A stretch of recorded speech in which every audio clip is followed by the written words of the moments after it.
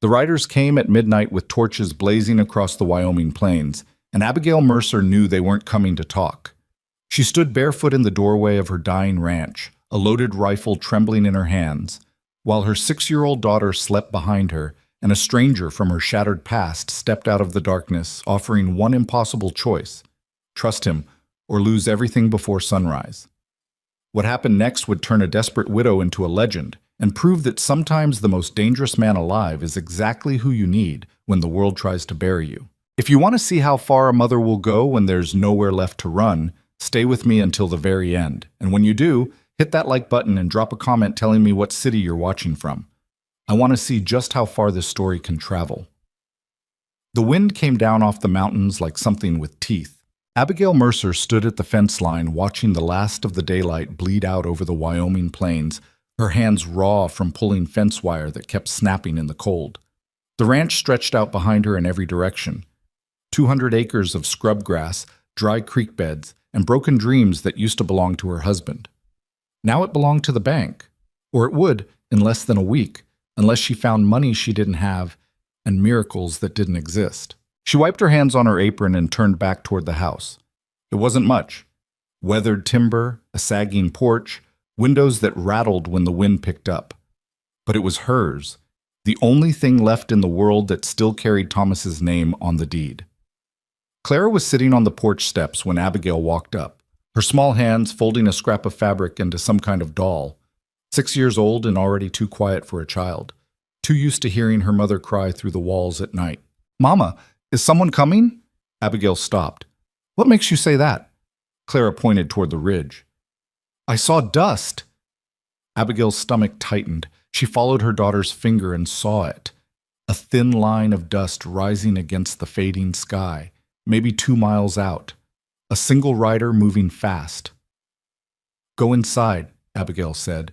"But now, Clara." The girl scrambled up the steps and disappeared through the door. Abigail stood there a moment longer, her eyes locked on that distant plume of dust. It could be anyone: a drifter looking for work, a traveler needing water, or it could be one of Silas Granger's men, coming to remind her that time was running out. She walked inside and pulled Thomas's rifle down from the wall. The weight of it still felt wrong in her hands, too heavy, too final. She checked the chamber, found it loaded, and set it beside the door. Then she waited. The rider came into view 15 minutes later, moving at a steady gallop across the open plain. Abigail stepped out onto the porch, rifle in hand, and watched him approach. He was tall in the saddle, broad-shouldered, his face shadowed beneath a wide-brimmed hat. He rode like someone who'd spent more time on horseback than on solid ground. And when he finally pulled up at the edge of the yard, his horse was breathing hard but steady. The man dismounted slowly, like he had all the time in the world, and when he turned to face her, Abigail's breath caught in her throat. She knew him. She'd known him 20 years ago, back when the world was a different place and she was a different woman, back before the war, before Thomas, before everything that came after. Abigail. His voice was rougher than she remembered, deeper, like something had worn it down to the bone. Wade Callahan. She didn't lower the rifle. "You've got a lot of nerve showing up here." He took off his hat, ran a hand through dark hair streaked with gray. "I know. What do you want?" "To warn you." She laughed, sharp and bitter. "About what?" "The fact that I'm 3 days away from losing everything. I'm already aware." Wade's eyes flicked to the house, then back to her. "Granger's not waiting 3 days." Abigail's grip tightened on the rifle. "What are you talking about?" "He's sending men tonight, maybe a dozen. They're going to burn you out, take what they want, and make sure you've got nothing left to fight over." The words hit her like a fist to the chest. "How do you know that?" "Because I was in town when he said it." Wade stepped closer, slow and careful, like approaching a spooked horse. He was drinking at the saloon, talking loud enough for everyone to hear. Said he was tired of waiting for the bank to do its job. Said a widow and a little girl don't need 200 acres, and if you won't leave on your own, he'll make sure you don't have a choice. Abigail felt the world tilt beneath her feet. "And you rode all the way out here to tell me—" "I rode all the way out here to help. I don't need your help." "Yeah, you do." His voice was flat, no argument, no apology, just fact. "You've got maybe 2 hours before they show up. You can spend that time hating me, or you can spend it getting ready to survive." She wanted to tell him to leave, wanted to slam the door in his face and pretend she'd never seen him. But the truth was sitting heavy in her chest like a stone, and she couldn't ignore it. She was alone. She was running out of time, and she had no idea how to stop what was coming. "Why?" she asked quietly. "Why do you care?" Wade looked at her for a long moment, something unreadable moving behind his eyes. "Because I know what it's like to lose everything, and because you don't deserve this. You don't know me anymore." "No," he agreed, "but I remember who you used to be." Abigail lowered the rifle, just slightly, and felt something crack open inside her chest. It wasn't trust, not yet, but it was close enough. "If I let you help," she said slowly, "and this goes wrong, I won't forgive you." Wade nodded. "Fair enough." She stepped aside and he walked past her into the house. The next hour passed in a blur of movement and tension. Wade worked fast, like someone who'd done this before. He checked every window, every door, made sure the shutters could be barred from the inside. He moved furniture to create cover, stacked firewood near the hearth in case they needed something to burn. He didn't talk much, and Abigail didn't ask questions. She just followed his lead, doing what he told her to do, trying not to think too hard about what it meant that she was preparing her home for a war. Clara stayed in the back room, quiet and wide-eyed, clutching her makeshift doll. Abigail checked on her twice, whispered reassurances she didn't believe, and promised everything would be fine. It was a lie, and they both knew it. When the last of the daylight finally died, Wade stood by the window and looked out at the empty plains. "They'll come from the east," he said. "That's where the road is. They'll want to move fast, hit hard, and get out before anyone notices." "How many?" Abigail asked. "Hard to say. Could be 6, could be 20. Depends how serious Granger is." "And if it's 20? Wade didn't answer right away. He just turned to look at her, his face shadowed in the dim light from the oil lamp. "Then we make every shot count." Abigail swallowed hard. "I'm not a killer, Wade. You don't have to be. You just have to be willing to protect what's yours." She looked down at the rifle in her hands, felt the weight of it pressing into her palms. She'd fired it before, back when Thomas was teaching her to hunt, but hunting rabbits was different from shooting at men, different from pulling a trigger knowing it might end someone's life. "I don't know if I can do this," she whispered. Wade crossed the room and stood in front of her. He didn't touch her, didn't try to comfort her, just looked her straight in the eye. "You can. I've seen what you're made of. You're stronger than you think." That was a long time ago. People don't change that much. She wanted to believe him, wanted to believe there was still something inside her that hadn't been hollowed out by grief and exhaustion. But the truth was, she didn't know anymore. Didn't know who she was without Thomas. Didn't know if she was strong enough to stand on her own. "I'm scared," she admitted. "Good," Wade said. "That means you're paying attention." A sound cut through the silence, faint, distant, but unmistakable. Hoofbeats. Wade moved to the window, peered out into the darkness. "Here they come." Abigail's heart slammed against her ribs. She grabbed Clara from the back room, pulled her close, and whispered into her hair. "Stay down, baby. No matter what happens, you stay down." Clara nodded, her small body trembling. Wade extinguished the lamp, plunging the house into darkness. Abigail crouched beside the window, rifle ready, and watched the night. The riders appeared like ghosts out of the blackness, torches blazing in their hands, moving fast across the open ground. She counted them. 7, 8, 10. More than she'd hoped, fewer than she'd feared. They spread out as they approached, forming a loose circle around the house. One of them shouted something Abigail couldn't make out, and the others laughed. Wade's voice was low and steady in the darkness. "When I say go, you shoot at anything that moves. Don't aim for their heads, aim for their center mass, and don't stop until they stop." Abigail's hands were shaking. "What if I miss?"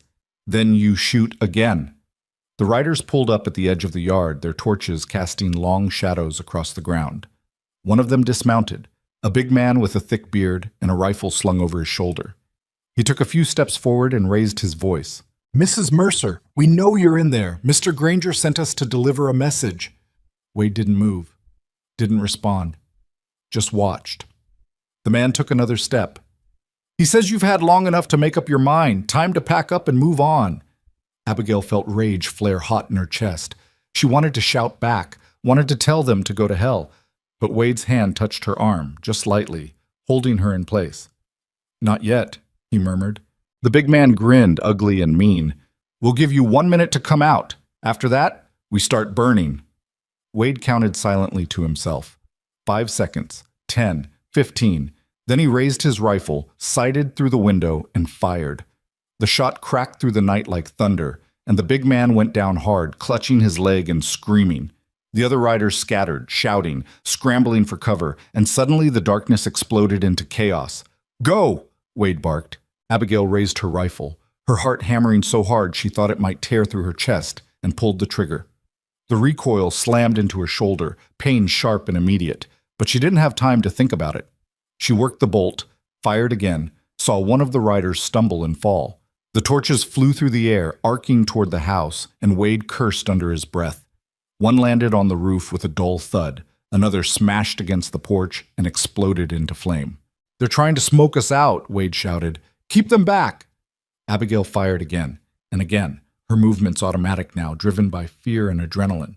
She couldn't see the faces of the men she was shooting at, couldn't see anything but shadows and fire, and the dark shapes moving through the smoke. One of the riders charged the front door on horseback, and Wade dropped him with a single shot. The horse screamed and bolted, dragging its rider across the ground. The air inside the house was thick with smoke now, burning Abigail's lungs, stinging her eyes. She could hear Clara crying in the back room, and it took everything she had not to run to her, not to abandon the fight and just hold her daughter close. But if she did that, they'd lose. They'd lose everything. So she stayed at the window, reloading, firing, reloading again, until her arms ached and her ears were ringing and she couldn't tell anymore if she was hitting anything or just shooting into the dark. Wade moved through the house like a shadow, firing from different windows, keeping the riders off balance. He was fast, precise, deadly. And for the first time since Thomas died, Abigail felt like maybe, just maybe, they had a chance. But then one of the riders broke through. He came crashing through the side window in a spray of glass and wood, landing hard on the floor and rolling to his feet with a knife in his hand. Abigail spun toward him, but she was too slow. Her rifle tangled in her skirt, and he lunged. Wade was faster. He hit the man like a freight train, slamming him into the wall and driving his fist into the man's face once, twice, 3 times until the man crumpled and didn't move. Wade stood there breathing hard, blood on his knuckles, and looked at Abigail. "You okay?" She nodded, unable to speak. Another gunshot rang out from outside, and Wade swore.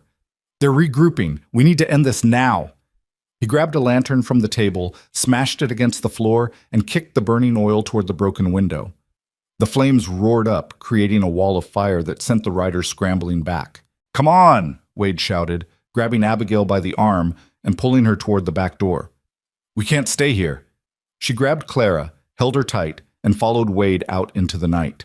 The cold air hit her like a slap after the heat of the burning house, and for a moment she couldn't breathe, couldn't think. But Wade didn't stop. He led them across the yard, past the barn, into the shadows where the firelight couldn't reach. Behind them, the house burned. Abigail watched it collapse in on itself, watched the flames reach up toward the sky, and felt something inside her break. That was her home, her life. Everything she had left, gone. Wade's hand was still on her arm, steady and firm, and she realized he was saying something, his voice low and urgent. "We need to move. They'll come looking soon." Abigail looked at him, her face streaked with soot and tears, and felt the weight of it all pressing down on her like the sky itself. "Where?" she whispered. "Where do we go?" Wade's jaw tightened. "Somewhere they won't find us. Somewhere we can fight back." She wanted to ask how, wanted to demand answers, wanted to scream at him for bringing this down on her head. But she didn't have the strength, didn't have anything left except the cold weight of Clara in her arms and the bitter taste of smoke on her tongue. So she just nodded and let him lead her into the darkness. Behind them, the ranch burned bright enough to light up the entire valley. And somewhere in the shadows, the riders were already planning their next move. They didn't stop running until the firelight was nothing more than a faint glow on the horizon. Wade led them through the scrub and rock, moving fast despite the darkness, his hand tight around Abigail's wrist, like he was afraid she'd disappear if he let go. Clara clung to her mother's neck, silent except for the occasional hiccup of breath that told Abigail she was still crying without making a sound. When they finally reached the old line shack tucked into a draw between two low hills, Wade pushed open the door and pulled them inside. The place smelled like dust and rotting wood, but it was shelter, and right now that was all that mattered. He struck a match and lit a stub of candle he found on a broken shelf. The light flickered across walls that hadn't seen use in years, revealing a single room with a dirt floor and gaps in the roof wide enough to see stars through. Abigail sank down against the wall, still holding Clara, and tried to catch her breath. Her hands were shaking so badly she had to clasp them together to make them stop. Wade crouched in front of her. "Are you hurt?" She shook her head. "No." "You sure?" I said no. He studied her face for a moment, then nodded and stood up. He moved to the door, peered out into the darkness, then came back and sat down across from her. For a long time, neither of them spoke. Clara had finally stopped crying, her small body limp with exhaustion against Abigail's chest. Abigail stroked her daughter's hair and tried not to think about the house, tried not to picture the flames eating through the walls, the roof collapsing, everything Thomas had built turning to ash. "They'll come looking," Wade said quietly. Abigail looked up at him. "I know. We can't stay here long." "I know that too." Wade leaned back against the wall, his rifle resting across his knees. His face was streaked with soot, his knuckles raw and bleeding from where he'd hit that man, and there was a long cut across his jaw that Abigail hadn't noticed before. "You're bleeding," she said. He touched his face, looked at the blood on his fingers like he hadn't realized it was there. "It's nothing. Let me see." "Abigail, let me see." He sighed and leaned forward. Abigail shifted Clara gently to the side, then reached out and turned Wade's face toward the candlelight. The cut wasn't deep, but it was angry and still bleeding. "You need to clean that," she said. "With what?" She pulled a strip of fabric from the hem of her dress, wet it with water from the canteen Wade had brought, and pressed it against the wound. He flinched but didn't pull away. "You didn't have to come back," Abigail said quietly. "You could have just stayed in town, let this all happen without getting involved." Wade's eyes met hers. "Yeah, I could have. So why didn't you?" He was quiet for a moment, his jaw tight beneath her hand. "Because I owed you." "You don't owe me anything." "That's not how I see it." Abigail finished cleaning the cut and pulled her hand back. "What happened back then wasn't your fault, Wade. You didn't choose to leave." "No, but I chose not to come back." The words hung in the air between them, heavy with things that hadn't been said in 20 years. Abigail looked away. "That was a long time ago." "Doesn't make it any less true." She didn't know what to say to that, so she said nothing, just sat there in the flickering candlelight, listening to Clara's soft breathing and the wind moving through the gaps in the walls. After a while, Wade spoke again. "What do you know about Granger?" Abigail shook her head. "Not much. He owns half the businesses in town, bought up land from people who couldn't pay their debts. Thomas used to say he was building an empire." "He's worse than that," Wade said. "He's building a kingdom, and he doesn't just want the land. He wants everyone to know he can take it whenever he wants." "Then why target me? I'm nobody." "That's exactly why. Because if he can crush a widow and a little girl, nobody else will dare stand up to him." Abigail felt anger flare hot in her chest. "So I'm just a message." "To him, yeah, but you don't have to be." She looked at him sharply. "What's that supposed to mean?" Wade leaned forward, his voice low and urgent. "You think those men are going to give up just because your house burned? They're going to keep coming until they finish what they started. And when they do, every other family in this valley is going to see what happens when you can't fight back." "So what are you saying? That I should fight?" "I'm saying you don't have a choice. Not unless you want to spend the rest of your life running." Abigail's throat tightened. "I don't know how to do this, Wade. I'm not a fighter." "You were tonight. That was different. That was survival." "So is this," Wade said. "The only difference is how long it lasts." She wanted to argue with him, wanted to tell him he was wrong, that there had to be another way. But the truth was sitting heavy in her chest, and she couldn't ignore it. He was right. Running wouldn't save her. Hiding wouldn't save her. The only thing that might save her was standing her ground and making it cost too much for Granger to keep pushing. "Even if I wanted to fight," she said slowly, "I don't have anything left to fight with. No house, no money, no help. Wade's eyes didn't waver. You've got me. One man. One man who knows how to hurt people like Granger. Abigail studied his face, trying to read what was behind those words. What did you do after you left, Wade? Where did you go? He looked away. Places you don't want to know about. Try me.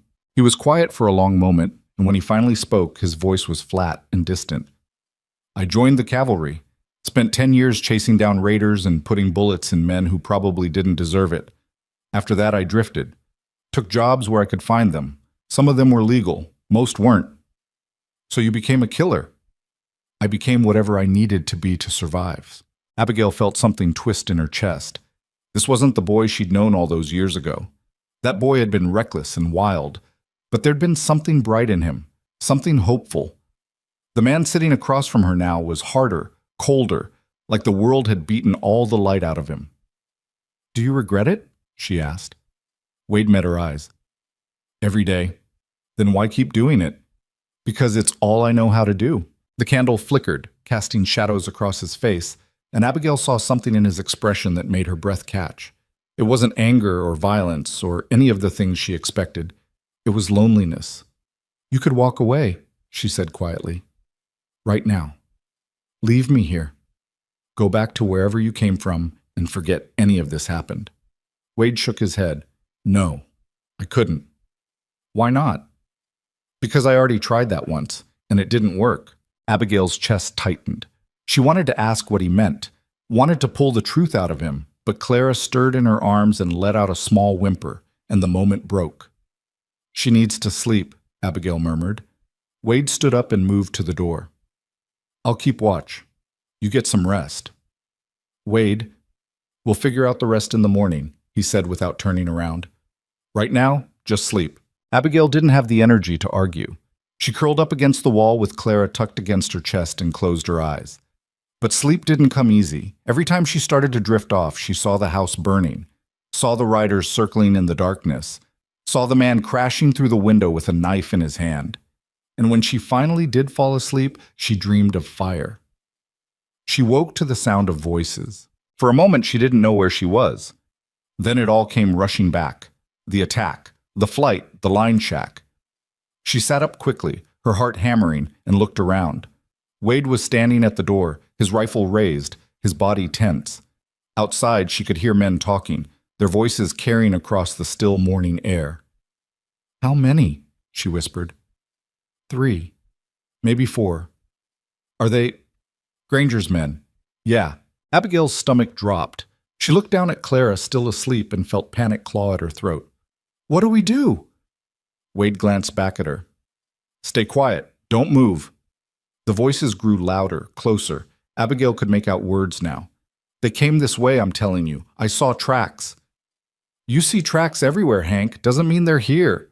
Then where the hell are they? Could be anywhere. This whole valley's full of holes to hide in.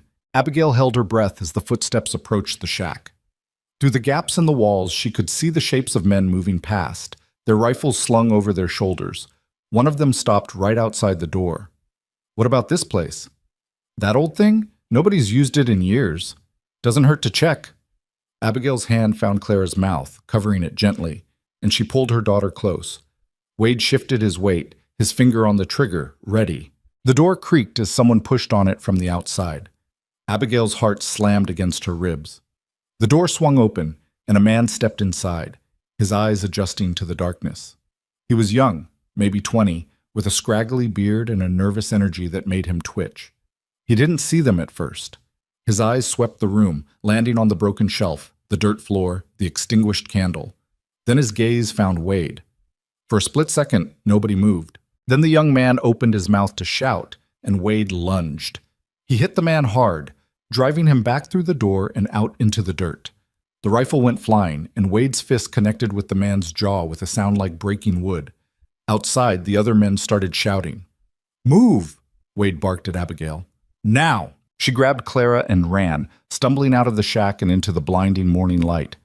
Wade was still on top of the young man, hitting him again and again until he stopped moving, and then he was on his feet, grabbing his rifle, pulling Abigail by the arm. Gunshots cracked through the air, kicking up dirt at their feet. They ran. Wade led them up the slope, away from the shack, weaving between rocks and scrub. Abigail's lungs burned, her legs screaming with every step, but she didn't stop. Couldn't stop. Clara was crying now, her small voice lost in the chaos, and Abigail held her tighter, whispering things she didn't even hear herself. More gunshots. Closer this time. Wade spun around, dropped to one knee, and fired. One of the men behind them went down hard. "Keep going," he shouted. Abigail ran until she thought her legs would give out, until the world narrowed down to nothing but the sound of her own breathing and the weight of Clara in her arms. And then, suddenly, they were in cover. Wade pulled her down behind a cluster of boulders, breathing hard, his face slick with sweat. He peered over the top, fired once, twice, then ducked back down. "How many?" Abigail gasped. "Two left, but they've got the high ground now." "So what do we do?" Wade reloaded his rifle, his movements fast and automatic. "We wait for them to make a mistake. And if they don't?" He didn't answer. The minutes stretched out, taut and brittle. Abigail could hear the men moving out there, circling, trying to flank them. She clutched Clara close and tried to think of a prayer, but the words wouldn't come. Wade fired again, and someone screamed. Then silence. Wade waited, his rifle still raised, his eyes scanning the slope. After what felt like forever, he lowered the gun and let out a breath. "They're pulling back." Abigail's head swam with relief. "Are you sure?" "Yeah, they're not stupid. They know if they push too hard, they're the ones who'll end up dead." She sagged against the rock, her whole body trembling. "How long can we keep doing this?" Wade looked at her, his expression hard. "As long as we have to." "That's not an answer. It's the only one I've got." Abigail closed her eyes, exhaustion crashing over her like a wave. She was so tired, tired of running, tired of fighting, tired of being afraid. But when she opened her eyes again, Wade was still there, still watching her, and she realized something. She wasn't alone. For better or worse, she wasn't alone. They stayed in the rocks until midday, waiting to make sure Granger's men were really gone. When Wade finally signaled that it was safe to move, they started walking. Abigail didn't ask where they were going. She just followed. They moved west, skirting the edge of the valley, staying off the main roads. Clara had stopped crying, but she hadn't spoken either, and Abigail could feel the weight of her daughter's fear pressing against her chest like a stone. By the time the sun started to sink toward the horizon, Abigail's feet were blistered and raw, and every step felt like walking on broken glass. But she didn't complain, didn't ask to stop. Wade led them to a narrow canyon where a thin stream ran between the rocks, and there they made camp. Abigail sat down by the water and let Clara drink from her cupped hands. The girl's face was pale, her eyes red-rimmed and hollow. "Are we going to be okay, Mama?" Clara whispered. Abigail's throat tightened. "Yes, baby. We're going to be okay." It was a lie, and they both knew it. Wade built a small fire, just enough to take the edge off the cold, and they sat in silence as the darkness closed in around them. After a while, Clara fell asleep curled up in Abigail's lap, and Abigail finally let herself look at Wade across the fire. "What happens now?" she asked. Wade poked at the flames with a stick. "We keep moving. Stay ahead of them until we figure out a plan." "That's not a plan. That's just running." "Sometimes running is all you've got." Abigail shook her head. "No, I'm done running." Wade looked up sharply. "Abigail." "I mean it," she said, her voice stronger now. "I'm done letting him chase me, done letting him take everything I have." "Then what do you want to do?" She met his eyes across the fire. "I want to fight back." Wade was quiet for a long moment, studying her face. "You know what that means, right? If we go after Granger, there's no walking away from it. No second chances." "I know." "You could die." "I could die running too," Abigail said. "At least this way I go down swinging." A slow smile tugged at the corner of Wade's mouth. "You always were stubborn." "Yeah, well, some things don't change." Wade leaned back, his eyes still on her. "All right, if that's what you want, I'll help you, but we do this smart. We don't go charging in like fools." "So what do we do?" "We hit him where it hurts," Wade said. "His money, his reputation, his power. We make him bleed until he's the one who's afraid." Abigail felt something stir in her chest. Not hope, exactly, but something close. "How?" she asked. Wade's smile widened, sharp and dangerous. Leave that to me. They talked late into the night, their voices low so as not to wake Clara. Wade laid out the plan, piece by piece, and with every word, Abigail felt the fear inside her shift into something else. Anger, determination, a fierce, burning need to make Silas Granger pay for what he'd done.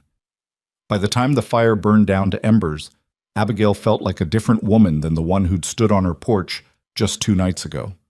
That woman had been broken, afraid, ready to give up. This woman was ready to burn the whole valley down if that's what it took. Wade stood up and stretched, his joints popping. We should get some sleep. Tomorrow's going to be a long day. Abigail nodded, but she didn't move. She just sat there, staring into the dying fire, Clara warm and safe in her arms. Wade paused at the edge of the firelight. You sure about this, Abigail? Once we start, there's no going back. She looked up at him, her eyes hard. I'm sure. He nodded slowly. Good, because I wasn't planning on going back either. And with that, he disappeared into the darkness, leaving Abigail alone with her daughter and the cold wind and the quiet, burning certainty that everything was about to change.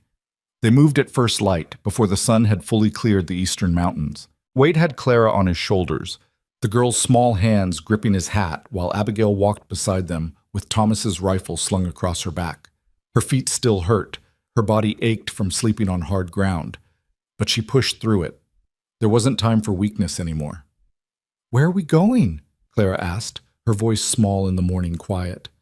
Somewhere safe, Wade said. Will there be food? Yeah, sweetheart, there'll be food. Abigail glanced at him. They both knew that was probably a lie, but Clara didn't need to know that yet. They followed the canyon west for 2 hours before it opened up into a wider valley dotted with pine and aspen. Wade led them through the trees, moving carefully, always watching the ridgelines for signs of movement. Around mid-morning, they came to a place where the land dropped away into a shallow basin, and at the bottom sat a cluster of buildings that looked like they'd been forgotten by the world. Old mining camp, Abigail realized, abandoned years ago when the silver ran out. That's where we're going? She asked. Wade nodded. Nobody comes out here anymore. We can rest, get our bearings, figure out the next move. And if Granger's men find us, they won't. Not unless we let them. Abigail didn't argue. She was too tired to argue. They made their way down into the basin, and as they got closer, Abigail could see that the camp was in worse shape than she'd thought. Most of the buildings had collapsed in on themselves, roofs caved in, walls rotted through. But there was one structure still standing, a small cabin tucked against the hillside with a solid door and intact windows. Wade pushed the door open, stepped inside, and looked around.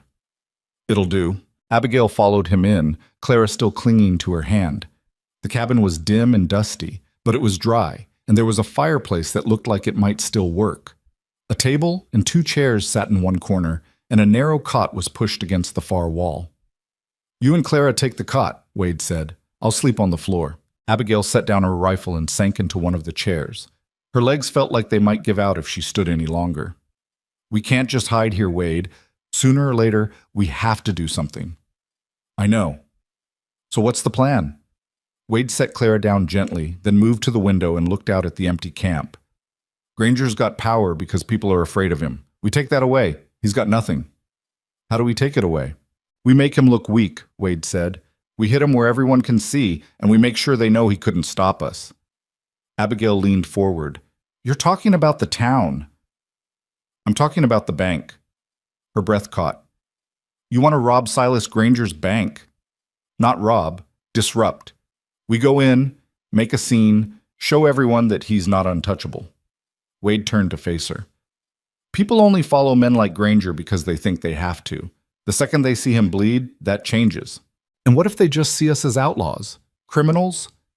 Then we make sure they see the truth first. Wade crossed the room and crouched in front of her. You think you're the only one he's done this to? You think your ranch was the first place he burned? There are families all over this valley who've lost everything to him, and they're all too scared to say anything. So we say it for them. Exactly. Abigail chewed her lip, thinking it through. It was reckless, dangerous, the kind of plan that could get them both killed. But it might also work. When? She asked. 3 days. That gives us time to scout, to prepare, and to make sure Clara's somewhere safe. At the mention of her name, Clara looked up from where she'd been sitting on the floor. "Mama, I'm hungry." Abigail's chest tightened. "I know, baby." Wade stood up and pulled a small cloth bundle from his coat. "I've got some jerky. It's not much, but it'll help." He handed it to Clara, who took it with both hands and started chewing. Abigail watched her daughter eat and felt something crack inside her chest. This wasn't the life she'd wanted for Clara. This wasn't the future she'd imagined when she held her as a newborn and whispered promises about safety and happiness and all the things a mother tells her child. But it was the life they had. And if Abigail didn't do something to change it, Clara would grow up knowing her mother had been too afraid to fight back. "All right," Abigail said quietly. 3 days. We'd do this." Wade nodded. "Then we'd better get started." The next 2 days passed in a blur of preparation. Wade taught Abigail how to move quietly, how to read the land, how to spot danger before it spotted her. He showed her how to reload the rifle faster, how to steady her breathing before she pulled the trigger, how to shoot without thinking. "You can't hesitate, Piton," he told her one afternoon as they practiced behind the cabin. "The second you start questioning whether you can pull that trigger, you're already dead." Abigail raised the rifle, sighted on a distant tree, and fired. The shot went wide. "Damn it!" Again. She reloaded, fired, missed again. Wade stepped up behind her, his hands on her shoulders, adjusting her stance. "You're tensing up. Relax your grip. Let the rifle do the work." Abigail tried again. This time the shot hit the tree, splintering bark. "Better," Wade said. She lowered the rifle, her arm shaking from the effort. "I'm never going to be as good as you." "You don't have to be. You just have to be good enough." That night, after Clara had fallen asleep on the cot, Abigail sat by the fire and watched Wade sharpen his knife.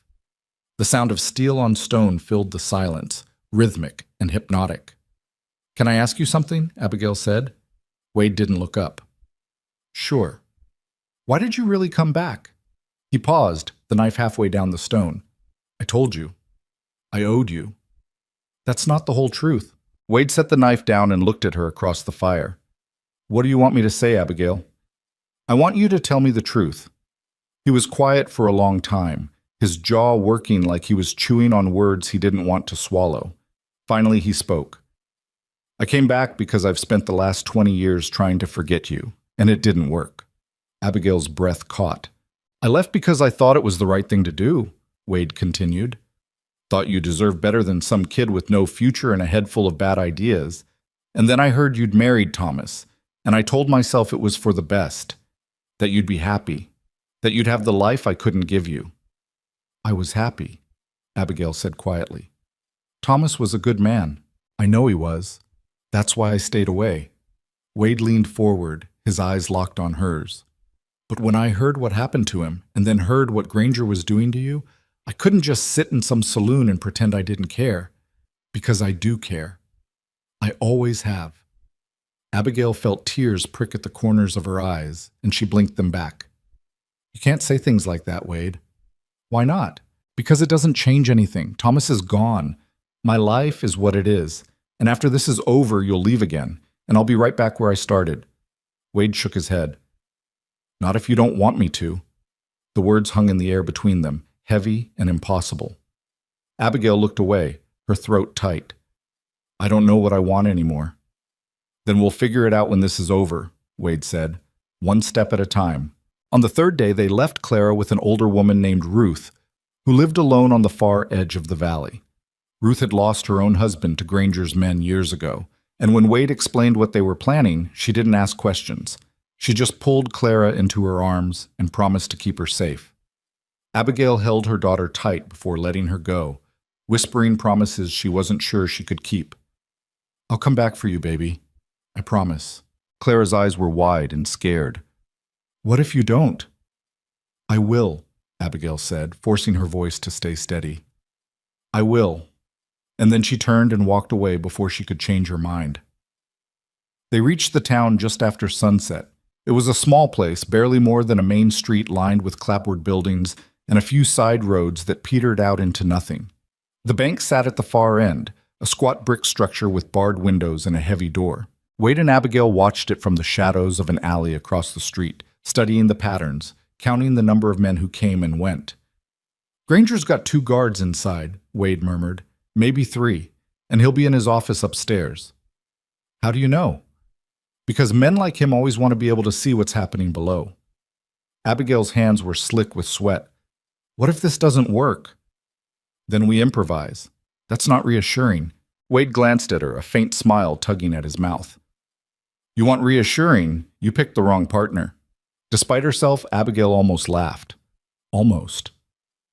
They waited until the street was mostly empty, just a few stragglers making their way home from the saloon.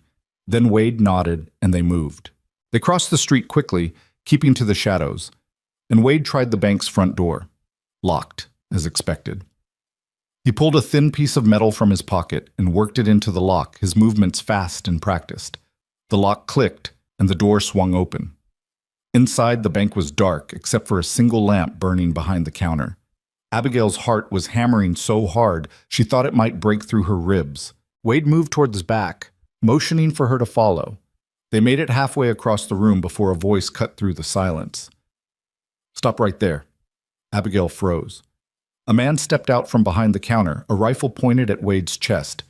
He was older, gray-haired, with a face like carved stone. You're making a big mistake, the man said. Wade's hand moved slowly toward his gun. We're not here to rob you. Then what are you here for? Justice, Wade said. The man's eyes flicked to Abigail, then back to Wade. Justice. That's a fancy word for revenge.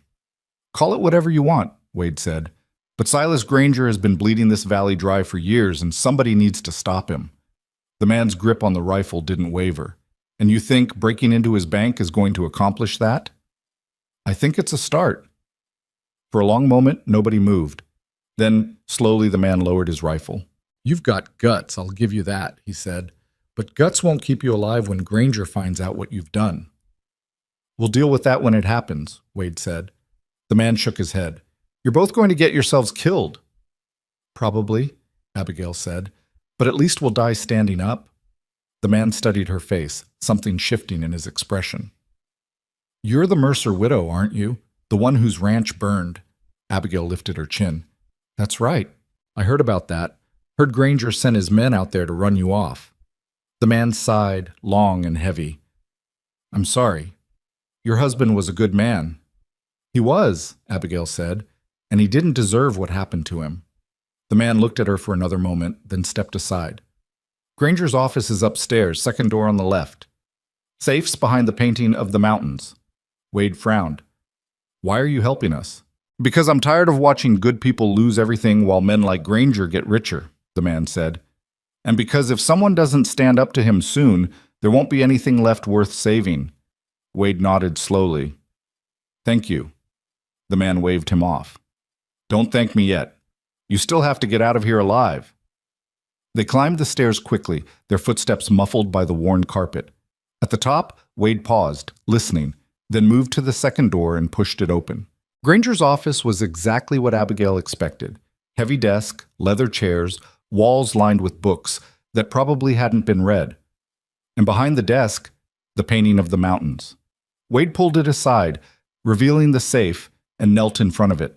He pressed his ear against the metal, his fingers working the dial. Abigail stood by the door, her rifle ready, her ears straining for any sound from below. How long is this going to take? She whispered. As long as it takes, Wade muttered. The seconds stretched into minutes. Abigail's hands were shaking again, her breath coming in short, shallow bursts. Then the safe clicked, and Wade pulled the door open. Inside were stacks of cash, deeds to properties all over the valley, and a ledger bound in black leather. Wade grabbed the ledger and flipped it open, his eyes scanning the pages. This is it. Every shady deal he's ever made, every family he's cheated, every piece of land he stole. We take that, and we have proof, Abigail said. We take this, and we have a weapon. Wade stuffed the ledger into his coat, grabbed a handful of cash, and closed the safe. Let's go.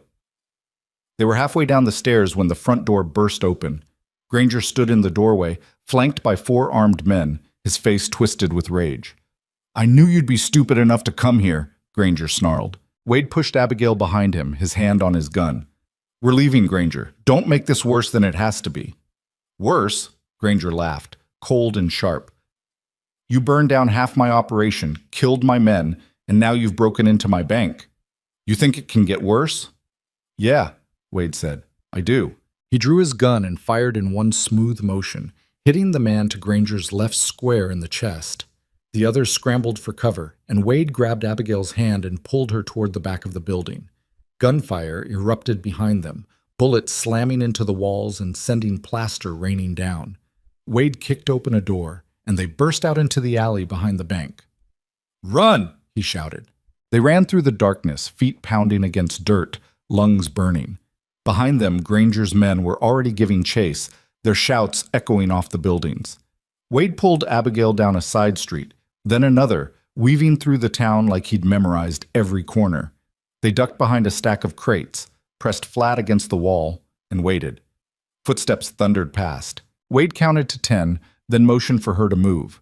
They slipped out of the alley and made for the edge of town where their horses were waiting. But as they reached the horses, more men appeared, cutting off their escape. Wade swore under his breath. "This way!" He led her toward the old livery stable, pushed the door open, and pulled her inside.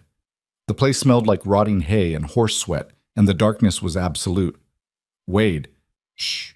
They crouched behind a pile of feed sacks, listening as the men searched outside. Voices called back and forth, growing louder, then fading. Abigail's heart was beating so hard she thought it might explode. Wade's hand found hers in the darkness, his grip strong and steady. "We're going to be okay." "You don't know that." "I know we've made it this far." The voices outside grew distant, and finally, silence. Wade waited another minute, then stood up slowly. "Come on, we need to move before they double back." They slipped out of the livery and made their way to the horses. This time, nobody stopped them. They rode hard through the night, putting as much distance as they could between themselves and the town. The ledger was pressed against Wade's chest, the proof of everything Granger had done, and Abigail could feel the weight of it like a stone in her gut. They'd done it. They'd actually done it. But as the adrenaline started to fade, reality set in. Granger would come after them now, with everything he had, and there was nowhere left to hide. They stopped just before dawn, the horses lathered and exhausted. Wade dismounted and pulled Abigail down beside him, his hands on her shoulders. "You did good back there," he said. Abigail shook her head. "I almost got us killed." "But you didn't. We're still here." She looked up at him, and for the first time in days, she felt something other than fear. She felt proud. "What now?" she asked. Wade pulled the ledger from his coat and held it up. "Now we show the world who Silas Granger really is. And we make sure everyone knows he can't hide behind his money anymore." "And if he kills us before we get the chance?" Wade's smile was sharp and dangerous. "Then we make damn sure he goes down with us." Abigail felt a laugh bubble up in her chest, wild and breathless. It was insane, all of it. But for the first time since Thomas died, she felt like she was actually fighting for something, not just surviving, fighting. "All right," she said. "Let's finish this." They mounted up and rode toward the eastern hills where the sun was just starting to rise over the valley. Behind them, the town was waking up to the news that someone had finally stood up to Silas Granger. And ahead of them, somewhere in the wilderness, Clara was waiting. Abigail thought about her daughter's face, the way she'd looked so small and scared when Abigail left her with Ruth. She thought about the promises she'd made, the ones she wasn't sure she could keep. And she thought about Wade, riding beside her, this man who'd come back from the past and turned her world upside down. She didn't know what was going to happen next, didn't know if they'd survive the week. But she knew one thing for certain. She wasn't running anymore. When they reached the ridge overlooking the valley, Wade pulled his horse to a stop and looked back at the town below. Smoke was already rising from the bank, black and thick against the morning sky. "Looks like Granger's cleaning up the mess," Wade said, "or covering his tracks. Either way, people are going to start asking questions, and when they do, we'll be ready to give them answers." Abigail looked out at the valley, at the land that had taken so much from her, and felt something settle deep in her chest. This was her home, and she wasn't letting anyone take it from her ever again. "Let's go get Clara," she said.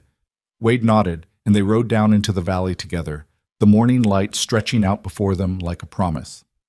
They found Ruth's cabin just as the sun cleared the mountains, casting long shadows across the scrubland. Clara was sitting on the porch steps when they rode up, And the moment she saw Abigail, she was running. Abigail barely had time to dismount before her daughter crashed into her arms, sobbing so hard her whole body shook. "Mama, Mama, I thought you weren't coming back." Abigail held her tight, burying her face in Clara's hair. "I'm here, baby. I'm here." Ruth appeared in the doorway, her weathered face tight with worry. "You two look like hell."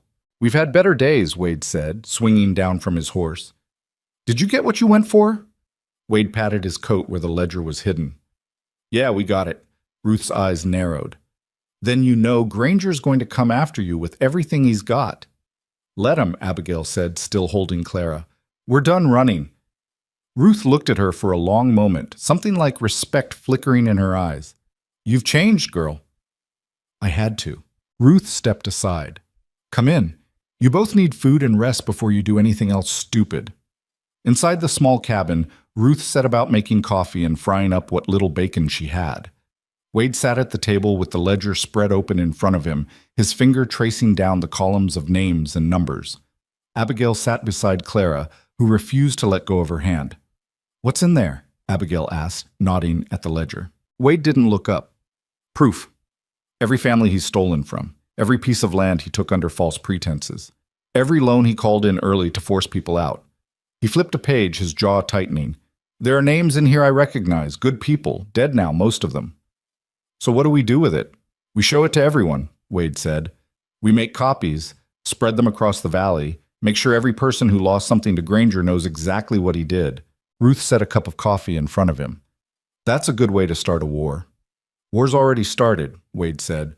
"We're just making sure people know which side they're on." Ruth grunted. "And when Granger finds out you're still alive and spreading his secrets all over creation, what then?" Wade finally looked up.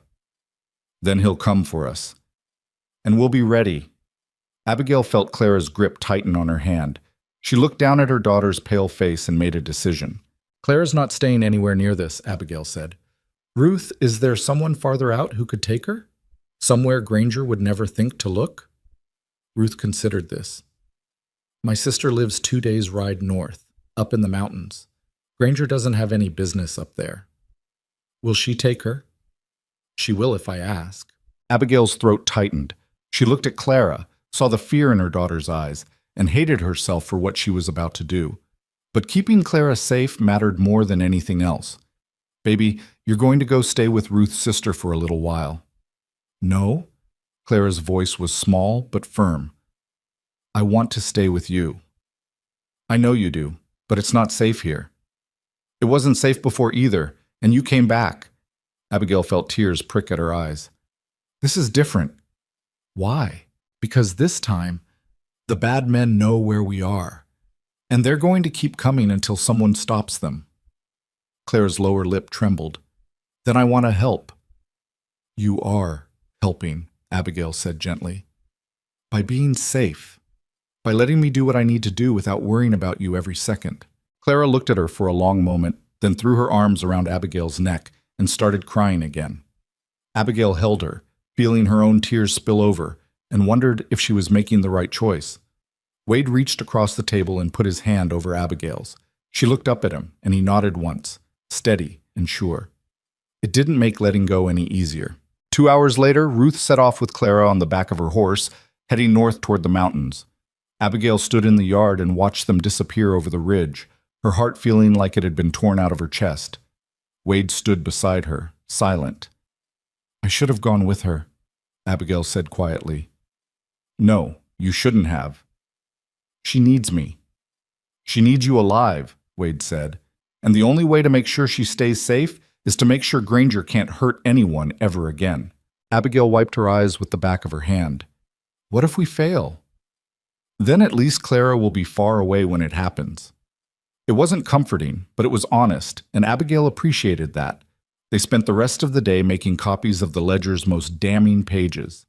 Wade had brought paper and ink from the bank, and they worked in silence, transcribing names and dates and dollar amounts until Abigail's hand cramped and her eyes burned. When they were finished, they had a dozen pages of evidence, each one detailing a different crime Granger had committed over the years.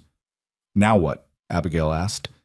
"Now we deliver them," Wade said, "to the families who lost everything. To the people who thought they were alone.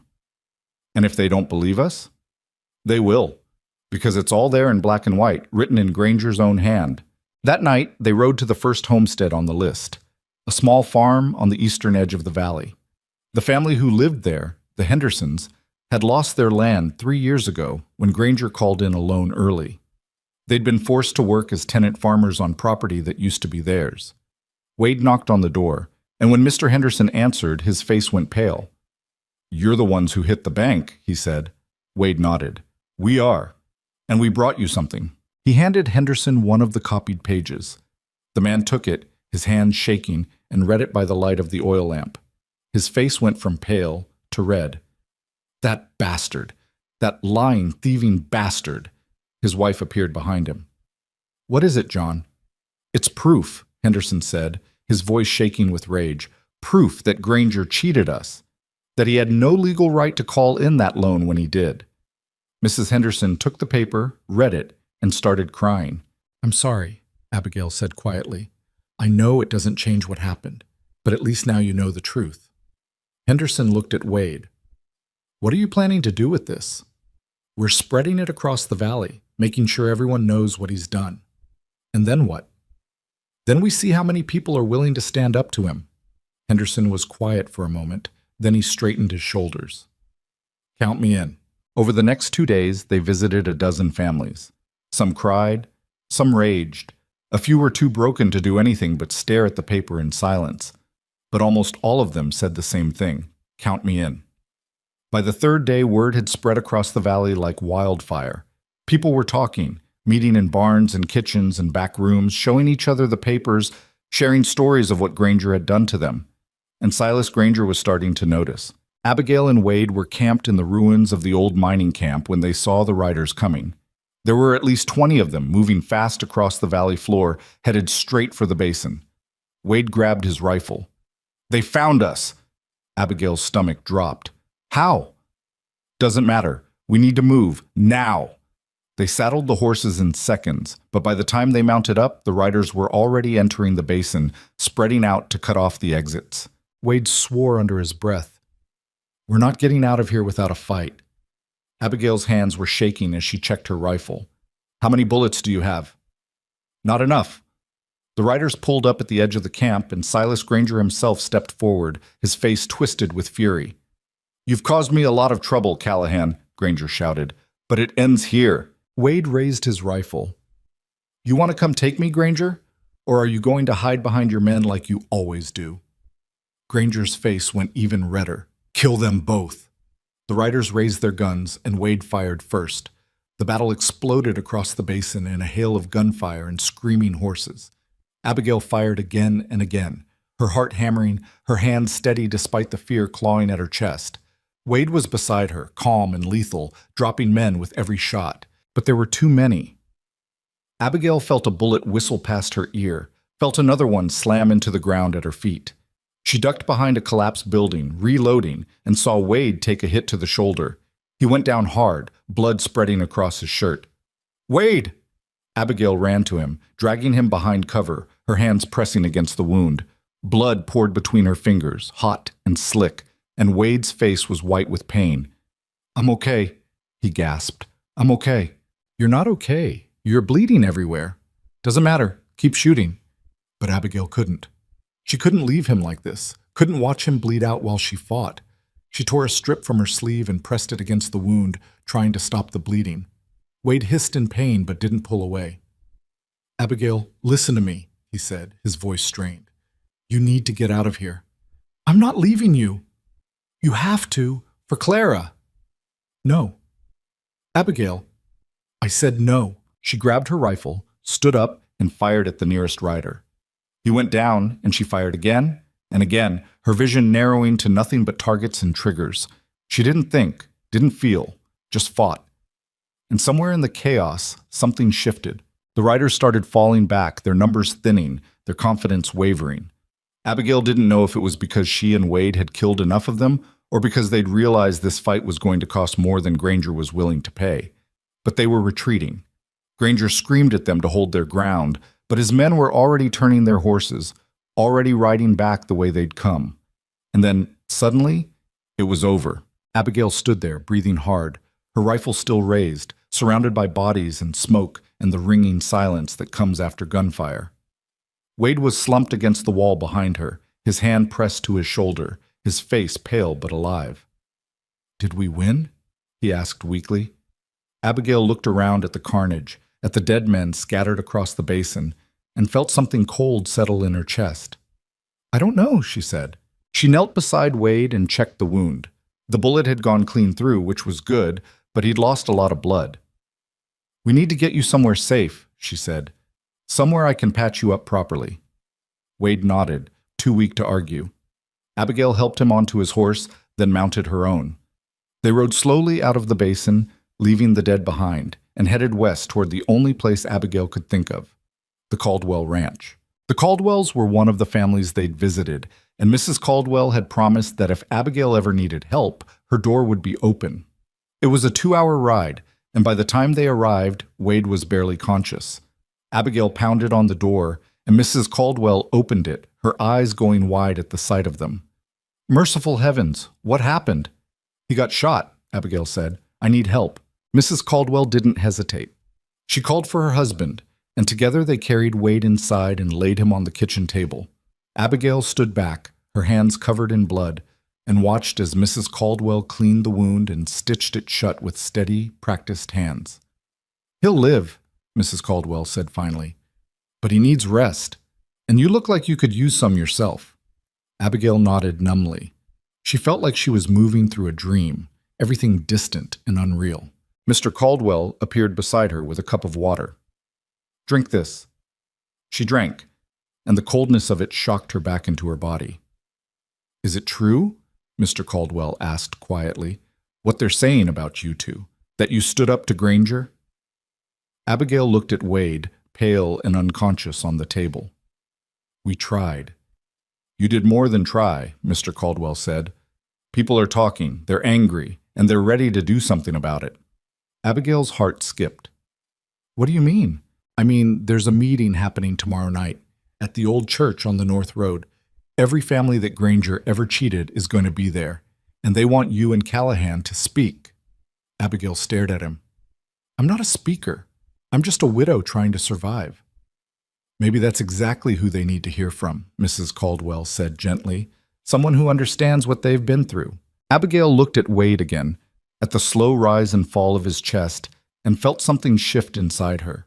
She'd spent so long just trying to survive, trying to keep her head down and make it through one more day. But survival wasn't enough anymore. If she was going to fight, she was going to fight for something bigger than just herself.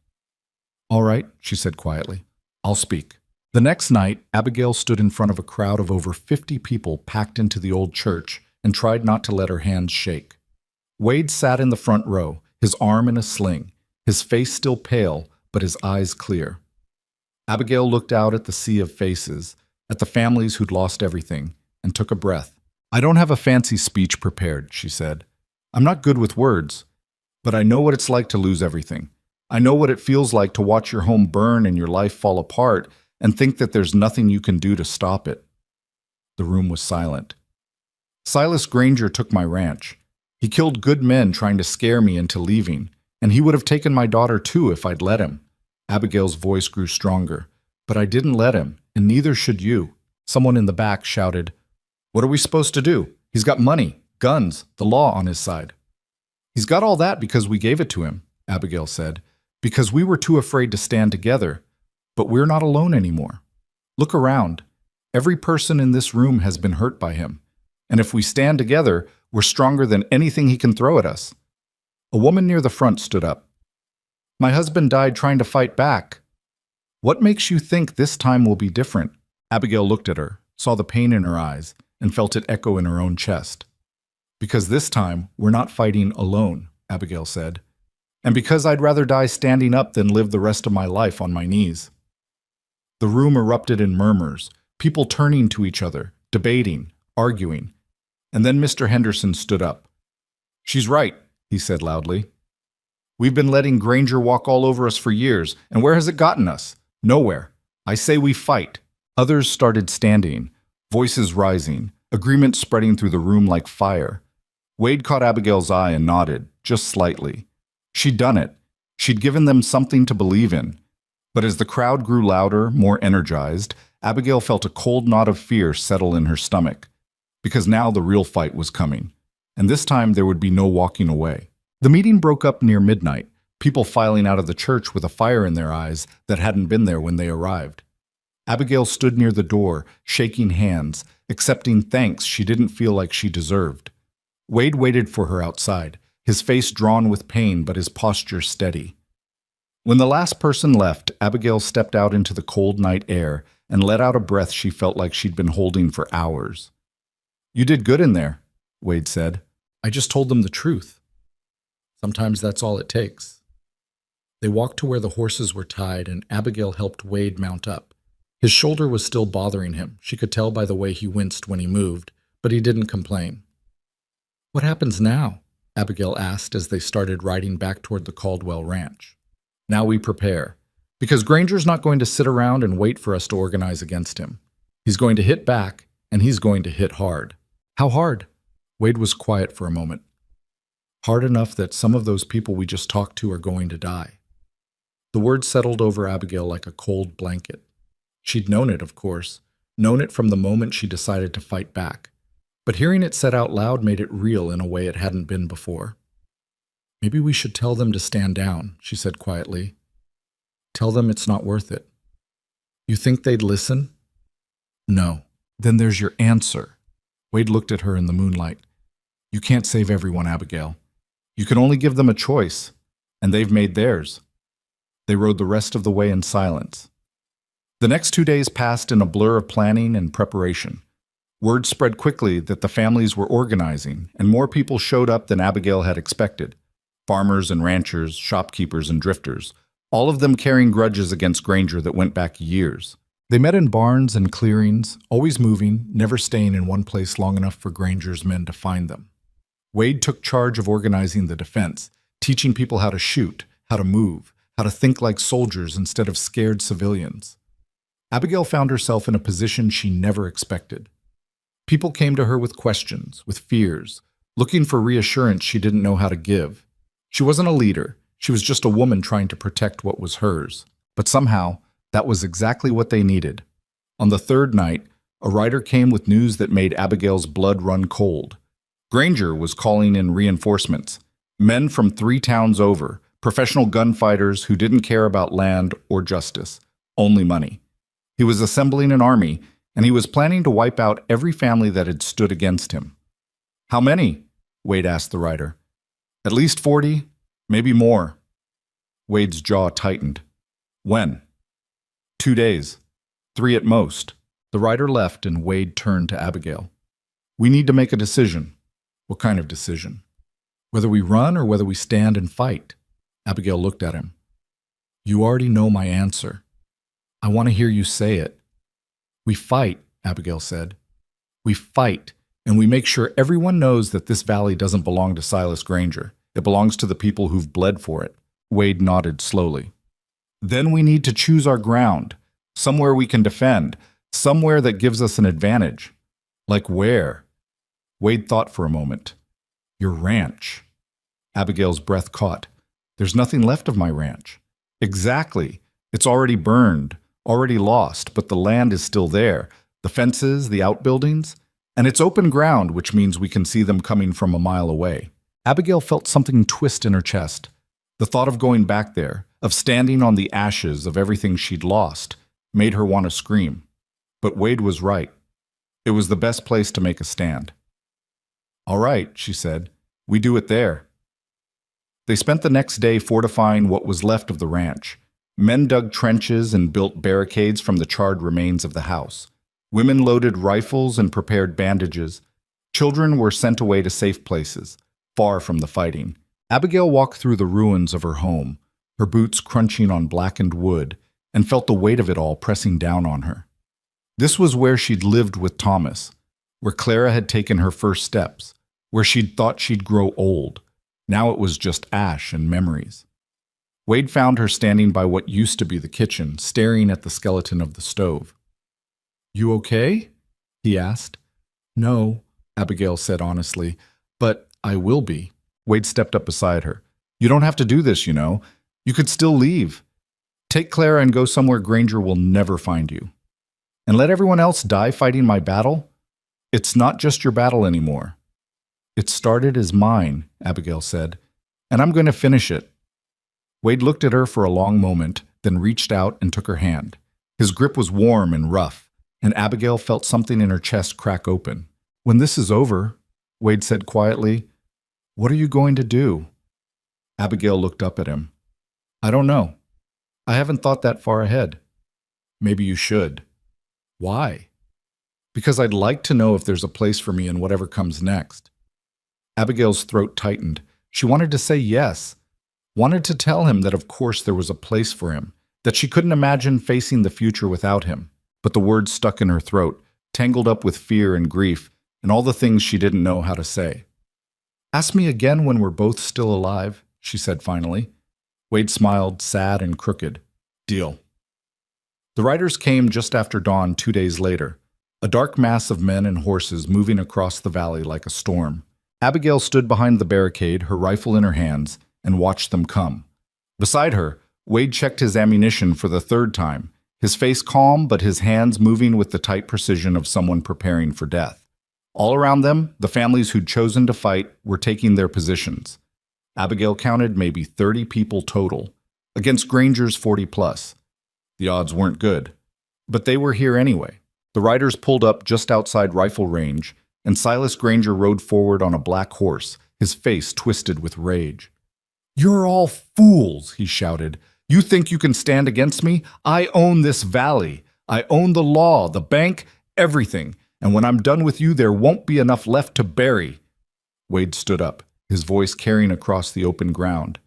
You don't own anything, Granger. You stole it, and today we're taking it back. Granger's face went purple.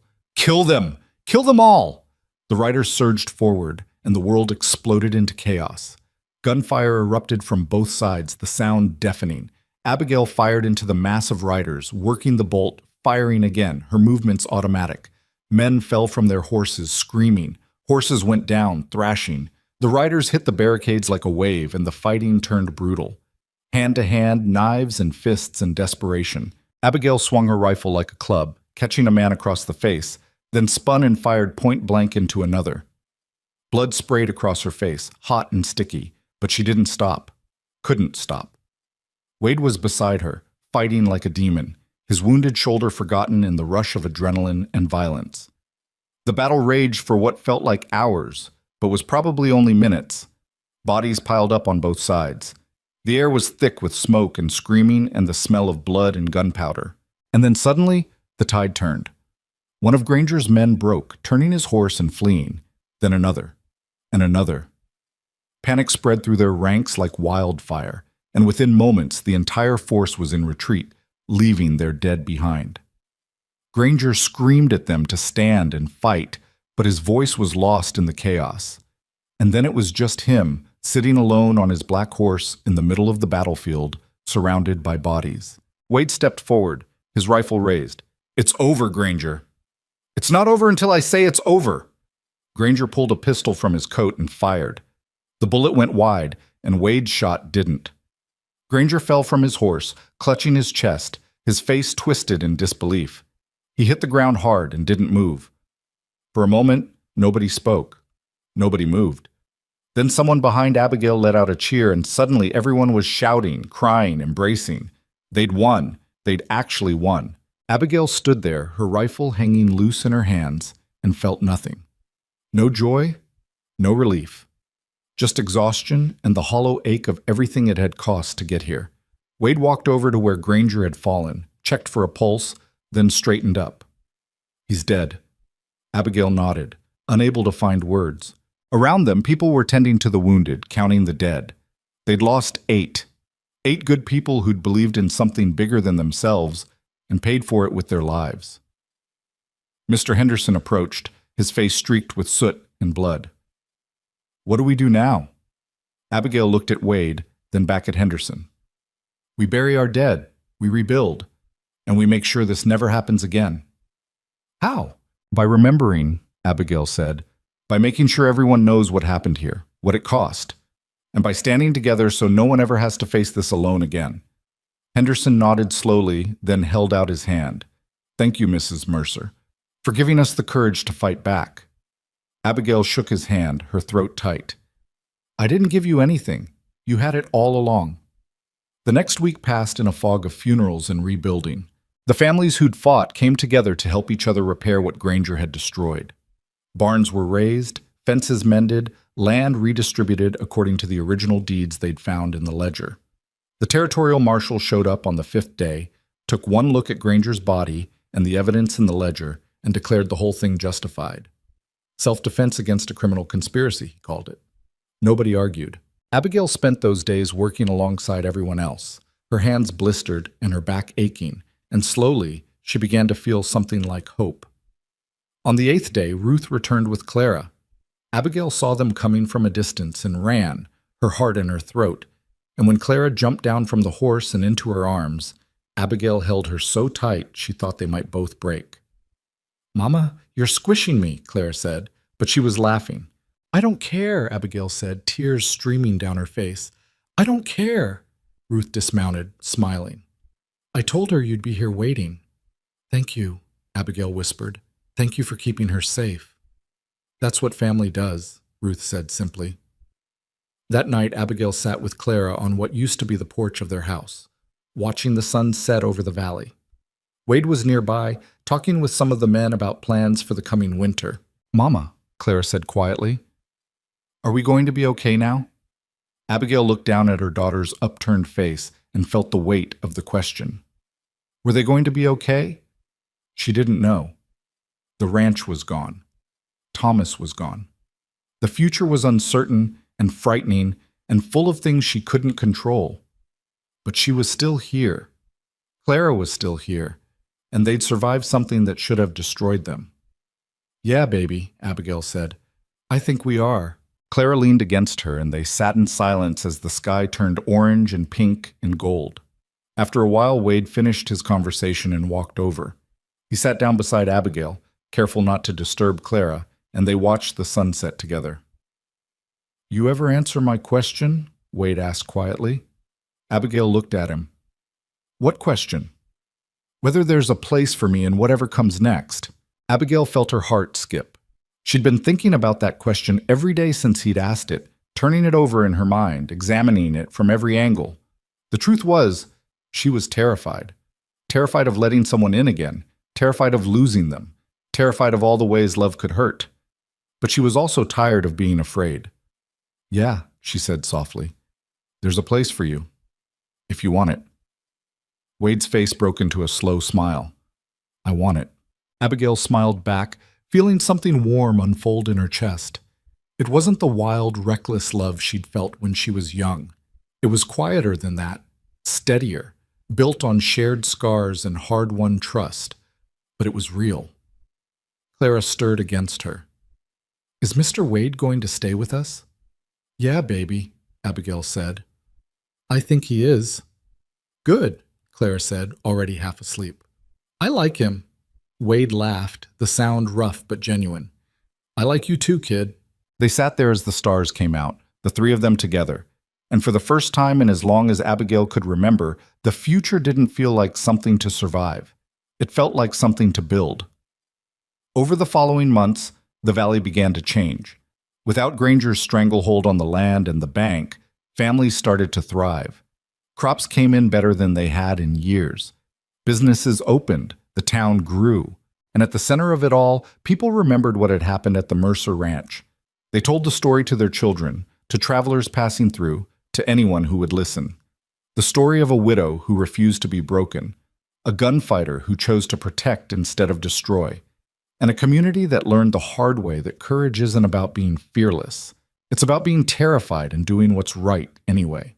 Abigail rebuilt her ranch, but it looked different this time.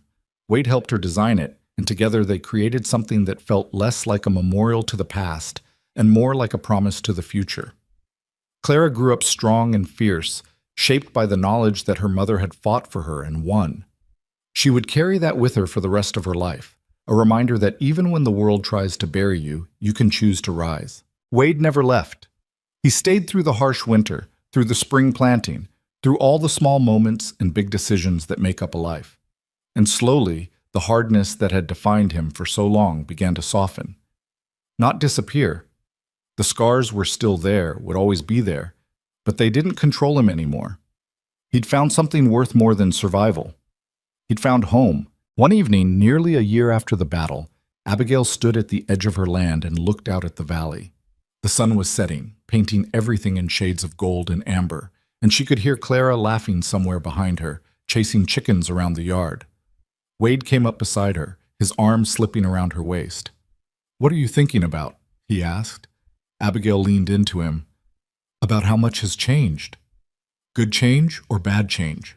"Both," Abigail said honestly. "I miss Thomas. I miss the life I thought I was going to have. But I'm grateful for what I have now, for you, for Clara, for all of it." Wade pressed a kiss to her temple. "You know what I've learned?" "What?" "That sometimes the best things come from the worst moments. If none of this had happened, I'd still be drifting from town to town, trying to outrun my past. And you'd still be alone, trying to hold on to something that was already slipping away." Abigail thought about that. "So you're saying Granger did us a favor?" Wade laughed. "Hell no. I'm saying we did ourselves a favor by refusing to give up." Abigail smiled. "I like that better." They stood there in comfortable silence, watching the sun sink lower, and Abigail thought about all the ways a person can be broken and all the ways they can choose to heal. There was no magic to it, no sudden transformation that made everything okay. Healing was slow and messy and full of setbacks. Some days she still cried for Thomas.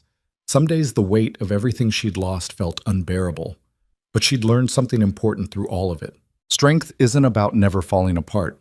It's about putting yourself back together, piece by piece, even when you don't know if you'll ever feel whole again. It's about standing up one more time than you get knocked down, and it's about recognizing that you don't have to do it alone. The people who'd fought beside her at the ranch, who'd risked everything for a chance at justice, they understood that.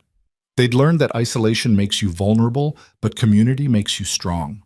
And in a world that seemed designed to crush the weak and reward the ruthless, that was a radical act of defiance. "Mama, Mr. Wade," Clara's voice cut through her thoughts. "Come see what I found." Abigail and Wade turned to see Clara running toward them, her hands cupped around something small and precious. They walked back to the house together, the three of them, and Abigail felt a profound sense of gratitude wash over her. Life was hard.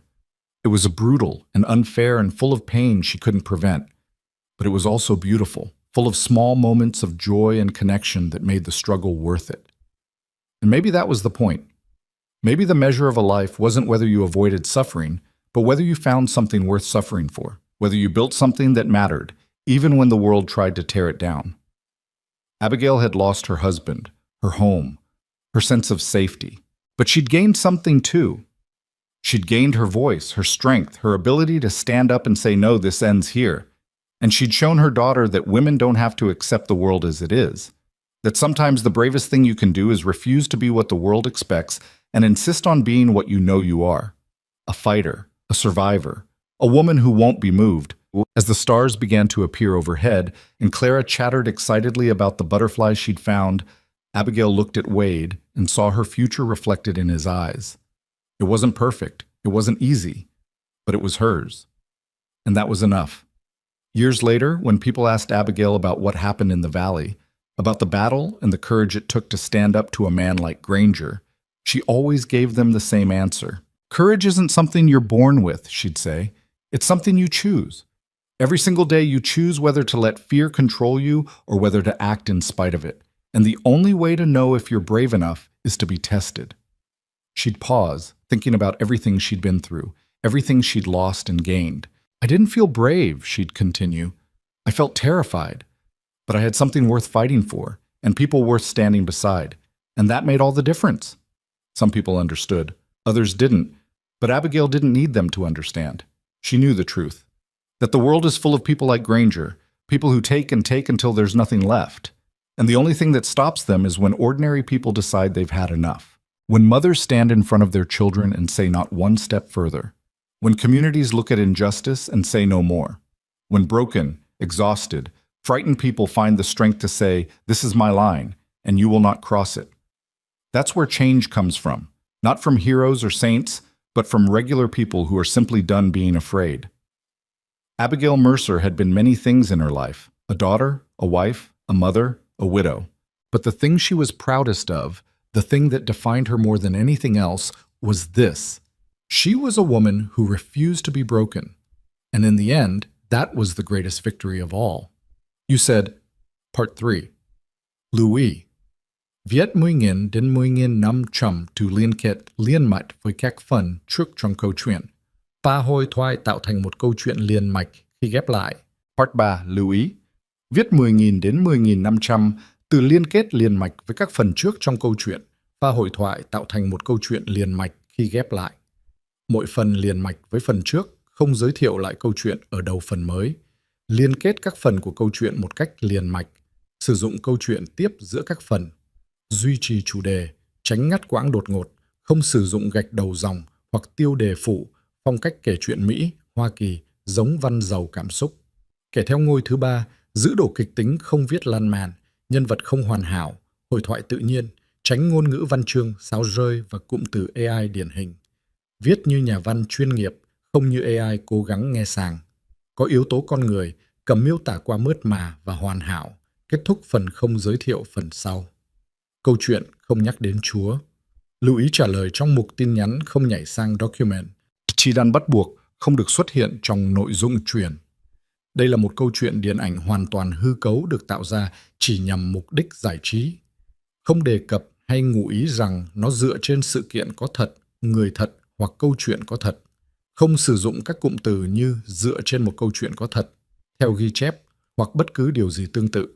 Tất cả các nhân vật, địa điểm, tổ chức và sự kiện phải hoàn toàn hư cấu. Solace 954 Claude responded, I notice you're asking me to rewrite part 3, but I've already completed all 5 parts of the story. I notice you're asking me to rewrite part 3, but I've already completed all 5 parts of the story. Part 3 was written at 8,000 to 8,500 words as you originally requested, covering the climactic events at the bank and the escalating confrontation with Granger's forces. Could you clarify what you'd like me to do? Are you asking me to 1. Expand the existing Part 3 from approximately 8,500 words to 10,000 to 10,500 words? 2. Rewrite Part 3 entirely with a different approach while keeping it at 10,000 to 10,500 words? 3. Something else? Please let me know, and I'll be happy to help.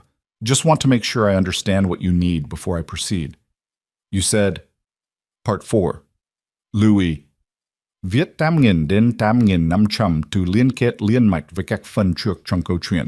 Và hội thoại tạo thành một câu chuyện liên mạch khi ghép lại. Part 4. Louis. Viết 8.000 đến 8.500 từ liên kết liền mạch với các phần trước trong câu chuyện và hội thoại tạo thành một câu chuyện liền mạch khi ghép lại. Mỗi phần liền mạch với phần trước không giới thiệu lại câu chuyện ở đầu phần mới. Liên kết các phần của câu chuyện một cách liền mạch. Sử dụng câu chuyện tiếp giữa các phần. Duy trì chủ đề, tránh ngắt quãng đột ngột, không sử dụng gạch đầu dòng hoặc tiêu đề phụ, phong cách kể chuyện Mỹ, Hoa Kỳ, giống văn giàu cảm xúc. Kể theo ngôi thứ 3, giữ độ kịch tính không viết lan man, nhân vật không hoàn hảo, hội thoại tự nhiên, tránh ngôn ngữ văn chương sáo rơi và cụm từ AI điển hình. Viết như nhà văn chuyên nghiệp, không như AI cố gắng nghe sàng. Có yếu tố con người, cầm miêu tả qua mượt mà và hoàn hảo, kết thúc phần không giới thiệu phần sau. Câu chuyện không nhắc đến Chúa. Lưu ý trả lời trong mục tin nhắn không nhảy sang document. Chi đan bắt buộc không được xuất hiện trong nội dung truyền. Đây là một câu chuyện điện ảnh hoàn toàn hư cấu được tạo ra chỉ nhằm mục đích giải trí. Không đề cập hay ngụ ý rằng nó dựa trên sự kiện có thật, người thật hoặc câu chuyện có thật. Không sử dụng các cụm từ như dựa trên một câu chuyện có thật, theo ghi chép hoặc bất cứ điều gì tương tự. Tất cả các nhân vật, địa điểm, tổ chức và sự kiện phải hoàn toàn hư cấu. Show Cholamort Chapter 10. 05. Claude responded. Part 4. Part 4. The meeting broke up near midnight, people filing out of the church with a fire in their eyes that hadn't been there when they arrived. Abigail stood near the door, shaking hands, accepting thanks she didn't feel like she deserved. Wade waited for her outside, his face drawn with pain but his posture steady. When the last person left, Abigail stepped out into the cold night air and let out a breath she felt like she'd been holding for hours. "You did good in there," Wade said. "I just told them the truth."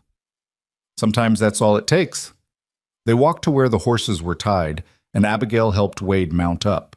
His shoulder was still bothering him. She could tell by the way he winced when he moved, but he didn't complain. "What happens now?" Abigail asked as they started riding back toward the Caldwell Ranch. "Now we prepare. Because Granger's not going to sit around and wait for us to organize against him. He's going to hit back, and he's going to hit hard." "How hard?" Wade was quiet for a moment. "Hard enough that some of those people we just talked to are going to die." The word settled over Abigail like a cold blanket. She'd known it, of course. Known it from the moment she decided to fight back.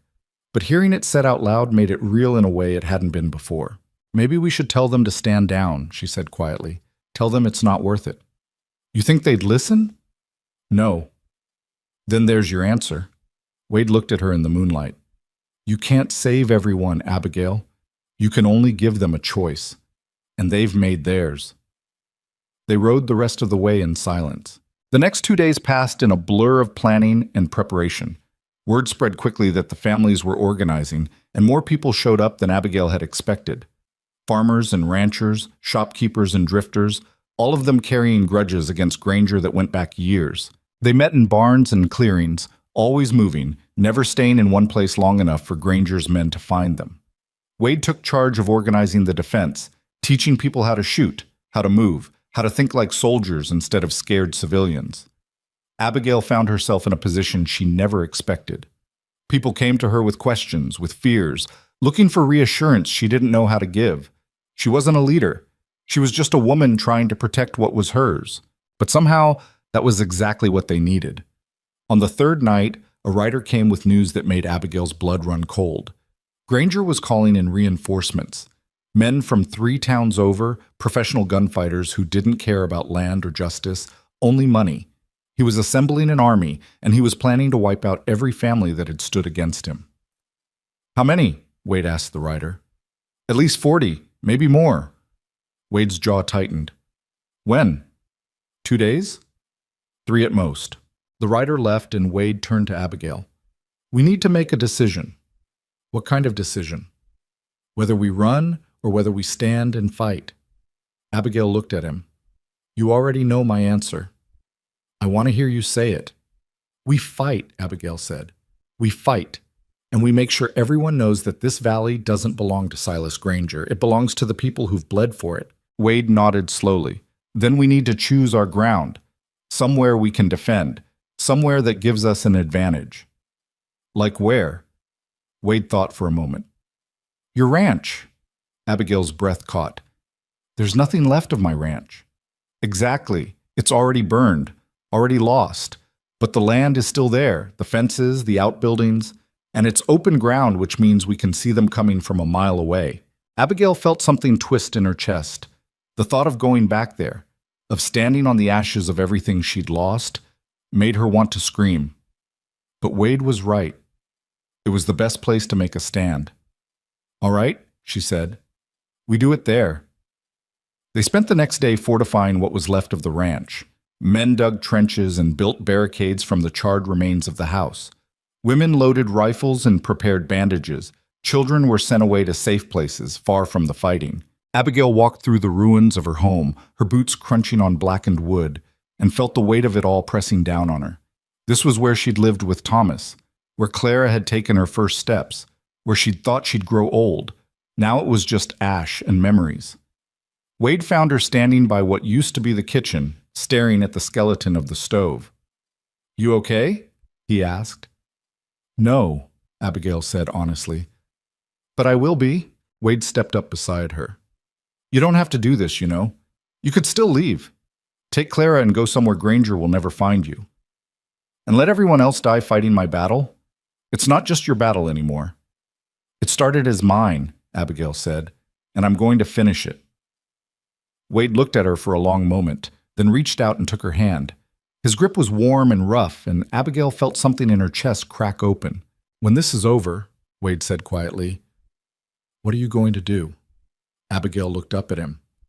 I don't know. I haven't thought that far ahead. Maybe you should. Why? Because I'd like to know if there's a place for me in whatever comes next. Abigail's throat tightened. She wanted to say yes, wanted to tell him that of course there was a place for him, that she couldn't imagine facing the future without him. But the words stuck in her throat, tangled up with fear and grief, and all the things she didn't know how to say. Ask me again when we're both still alive, she said finally. Wade smiled, sad and crooked. Deal. That evening, as the sun began to sink toward the western mountains, more families arrived. The Hendersons came with their two oldest sons, both barely old enough to shave, but carrying rifles like they knew how to use them. The Caldwells brought ammunition and food.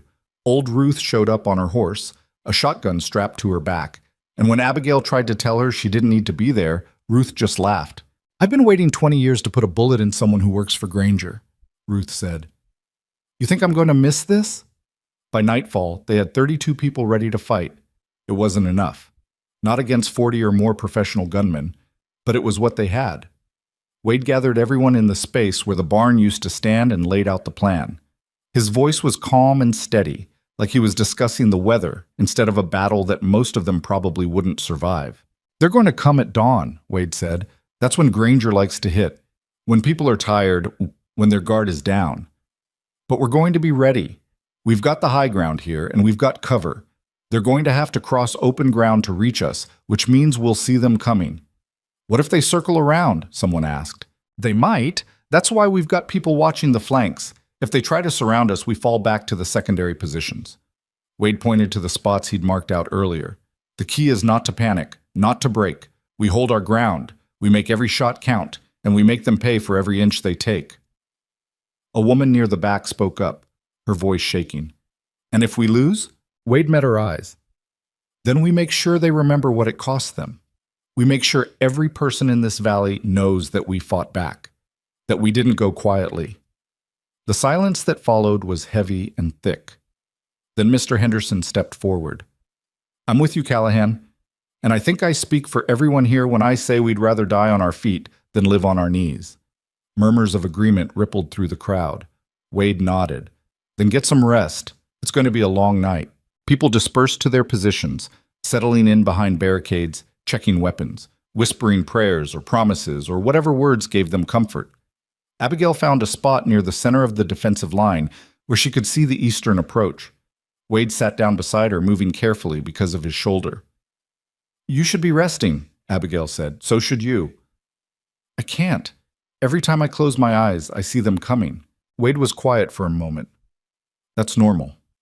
The waiting's always worse than the fighting. How many battles have you been in? Too many. Were you scared? Every damn time. Wade looked at her. Fear's not the enemy, Abigail. It's what you do with it that matters. You let it control you. You freeze up and die. You use it, channel it into focus and action, and you might just survive. Abigail turned that over in her mind. When this is over, are you going to tell me about where you've been? What you've done? If you want to know, I do. Wade smiled slightly. Then I'll tell you. All of it. The good and the bad. They sat in silence for a while, listening to the wind move through the burned timbers and the low voices of people settling in for the night. Wade, Abigail said finally, if I don't make it through tomorrow, don't. I need to say this. Wade turned to face her, his expression serious. Then say it. If I don't make it, promise me you'll find Clara. Promise me you'll make sure she knows I loved her, that everything I did was for her. You're going to tell her yourself. Promise me anyway. Wade reached out and cupped her face in his hand, his thumb brushing across her cheekbone. I promise. But you're going to survive this. We both are. You don't know that. No, but I believe it. And sometimes that's enough. Abigail leaned into his touch, closing her eyes, and for just a moment allowed herself to imagine a future where they both lived through tomorrow, where Clara came home, where they rebuilt the ranch together and made something new out of the ashes. It felt impossible, but so had everything else she'd done in the past 2 weeks. Thank you, she whispered. For what? For coming back. For giving me a reason to keep fighting. Wade pulled her close, careful of his injured shoulder, and Abigail let herself rest against him. She didn't sleep, couldn't sleep, but she found something like peace in the warmth of his body and the steady rhythm of his breathing. Around them, the night deepened. Stars appeared overhead, cold and distant. Somewhere in the darkness, an owl called out, lonely and haunting. And in the east, the first faint hint of dawn began to touch the sky. Abigail felt Wade tense beside her. She opened her eyes and saw what he'd seen. Movement on the horizon. Dark shapes against the lightening sky. They were coming. "Wake everyone up," Wade said quietly. "It's time." Abigail stood and moved down the line, touching shoulders, whispering warnings. People jerked awake, grabbed their weapons, took their positions. The shapes on the horizon grew larger, resolving into individual riders. Abigail counted them as they came into view. 30, 40, 50. More than they'd expected. "Hold steady," Wade called out. "Don't fire until I give the word." The riders approached slowly, deliberately, spreading out in a wide line. They stopped just outside rifle range, and for a long moment nobody moved. Then Silas Granger rode forward alone, his horse prancing beneath him, his face visible in the growing light. He looked different than Abigail remembered. Older, meaner, like whatever humanity he'd once possessed had been burned away by greed and cruelty. "You're all going to die today," Granger shouted.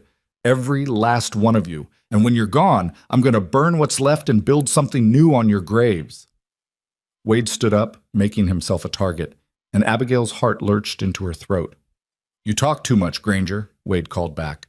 "You always did." Granger's face twisted with rage. "You should have stayed gone, Callahan.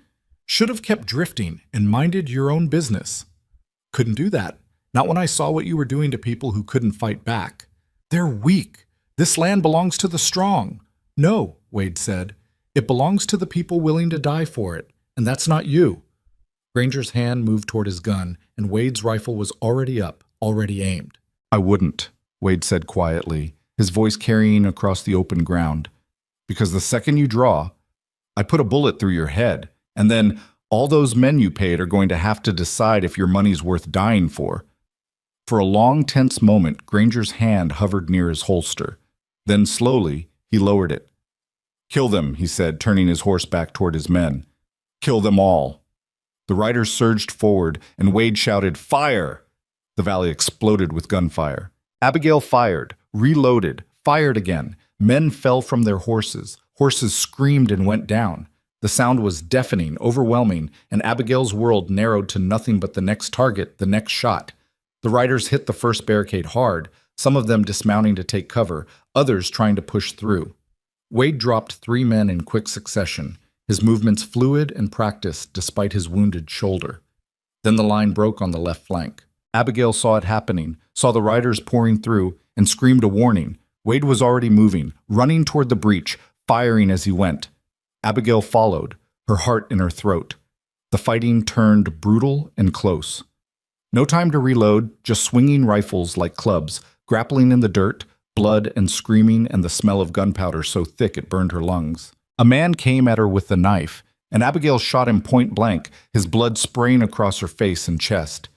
Another lunged from the side, and she spun, bringing the rifle butt around and catching him across the temple. He went down hard. Wade was a few yards away, surrounded by 3 men, and Abigail saw one of them raise a pistol, saw the barrel swing toward Wade's head. She didn't think, just fired. The man dropped, and Wade spun, saw her, nodded once. Then they were back to back, fighting off the men trying to overwhelm their position. Abigail lost track of time, lost track of everything except the rhythm of violence, the desperate struggle to stay alive one more second, one more minute. And then, suddenly, a horn sounded. The riders pulled back, regrouping, leaving their dead scattered across the burned ground. Abigail stood there, gasping for breath, her whole body shaking. Wade grabbed her arm, steadying her. "You okay?" She nodded, unable to speak. Around them, the defenders were doing the same, checking themselves and each other for wounds, counting who was still standing. They'd lost 4 people, 4 names Abigail would carry with her for the rest of her life. But they'd held. "They're going to come again," Wade said, his voice rough. "And this time, they won't make the same mistakes." How many times can we hold them off? Wade didn't answer, and Abigail understood. Maybe once more. Maybe not even that. She looked out at the riders regrouping in the distance, at Granger pacing back and forth on his horse, shouting orders. She saw the bodies of the men they'd killed, sprawled in the dirt like broken toys. And she thought about Clara, safe in the mountains, and felt something harden inside her chest. If this was going to be her last stand, she was going to make it count. "Wade," she said, "I need you to do something for me." He looked at her, and something in her expression made him go still. "What?" "I need you to get out of here. Take whoever will go with you and run." "Abigail, but—" "Listen to me. Granger's not going to stop. He's going to keep coming until we're all dead. But if you leave now, if you scatter, some of you might make it." "And what are you going to do?" Abigail looked at the burned remains of her house, at the land that had cost her everything. "I'm going to stay. I'm going to make them work for it, and maybe, if I'm lucky, I'll take Granger with me." Wade grabbed her shoulders, his grip almost painful. "No, we're not doing this. We fight together or we don't fight at all." "Wade, I didn't come back here to watch you die, Abigail. I came back to stand beside you, and that's what I'm going to do, no matter what happens." Tears burned at the corners of Abigail's eyes. "You stubborn fool. Takes one to know one." Despite everything, Abigail laughed. It came out broken and half wild, but it was real. "All right," she said, "together." Wade pulled her close, kissed her forehead, then let her go. "Together." They turned back to face the east, where Granger's army was forming up for another charge. And this time, Abigail knew, there would be no mercy. The riders came at full gallop, torches blazing in their hands, war cries tearing from their throats. They hit the defenses like a storm, overwhelming through sheer numbers and fury. Abigail fired until her rifle was empty, then drew Thomas's old pistol and kept firing. Bodies piled up at the barricades, smoke filled the air. The world became nothing but noise and blood in the desperate scramble to survive. She saw Mr. Henderson go down, saw his sons drag him to cover, saw Ruth take a bullet to the leg and keep shooting, saw Wade fighting like a man possessed, his wounded shoulder forgotten in the heat of battle. And through it all, she saw Granger, still on his horse, still shouting orders, untouched by the violence he'd unleashed. Something snapped inside Abigail. She reloaded her pistol, stood up from behind cover, and started walking toward him. Wade shouted her name, but she didn't stop, didn't look back. She walked through the chaos, through the fighting, her pistol raised, her eyes locked on Granger. He saw her coming, and his eyes went wide. He reached for his gun, but Abigail was faster. She fired once, twice, 3 times. The first bullet took him in the chest, the second in the shoulder, the third went wide as her hand shook. Granger toppled from his horse, hitting the ground with a heavy thud. Abigail stood over him, her pistol aimed at his head, and for a moment, everything went quiet. Granger looked up at her, blood bubbling from his lips. "You won't win. Even if you kill me, you won't win." "Maybe not," Abigail said, "but at least you won't either." She pulled the trigger. The shot echoed across the valley, final and absolute. And just like that, it was over. The riders saw their boss fall, saw the widow standing over his body, and something broke in them. They turned and fled, scrambling for their horses, desperate to escape. The defenders didn't chase them. They just stood there, exhausted and bleeding, watching them go. Abigail dropped to her knees beside Granger's body, the pistol falling from her hand. Wade reached her a moment later, pulling her up, holding her as she shook. "It's over," he said. "It's over." Abigail buried her face in his chest and let herself cry. "You said..." Part 5. Louis. Viết 8.000 đến 8.500 từ liên kết liền mạch với các phần trước trong câu chuyện, và hội thoại tạo thành một câu chuyện liền mạch khi ghép lại. Part 5. Lưu ý.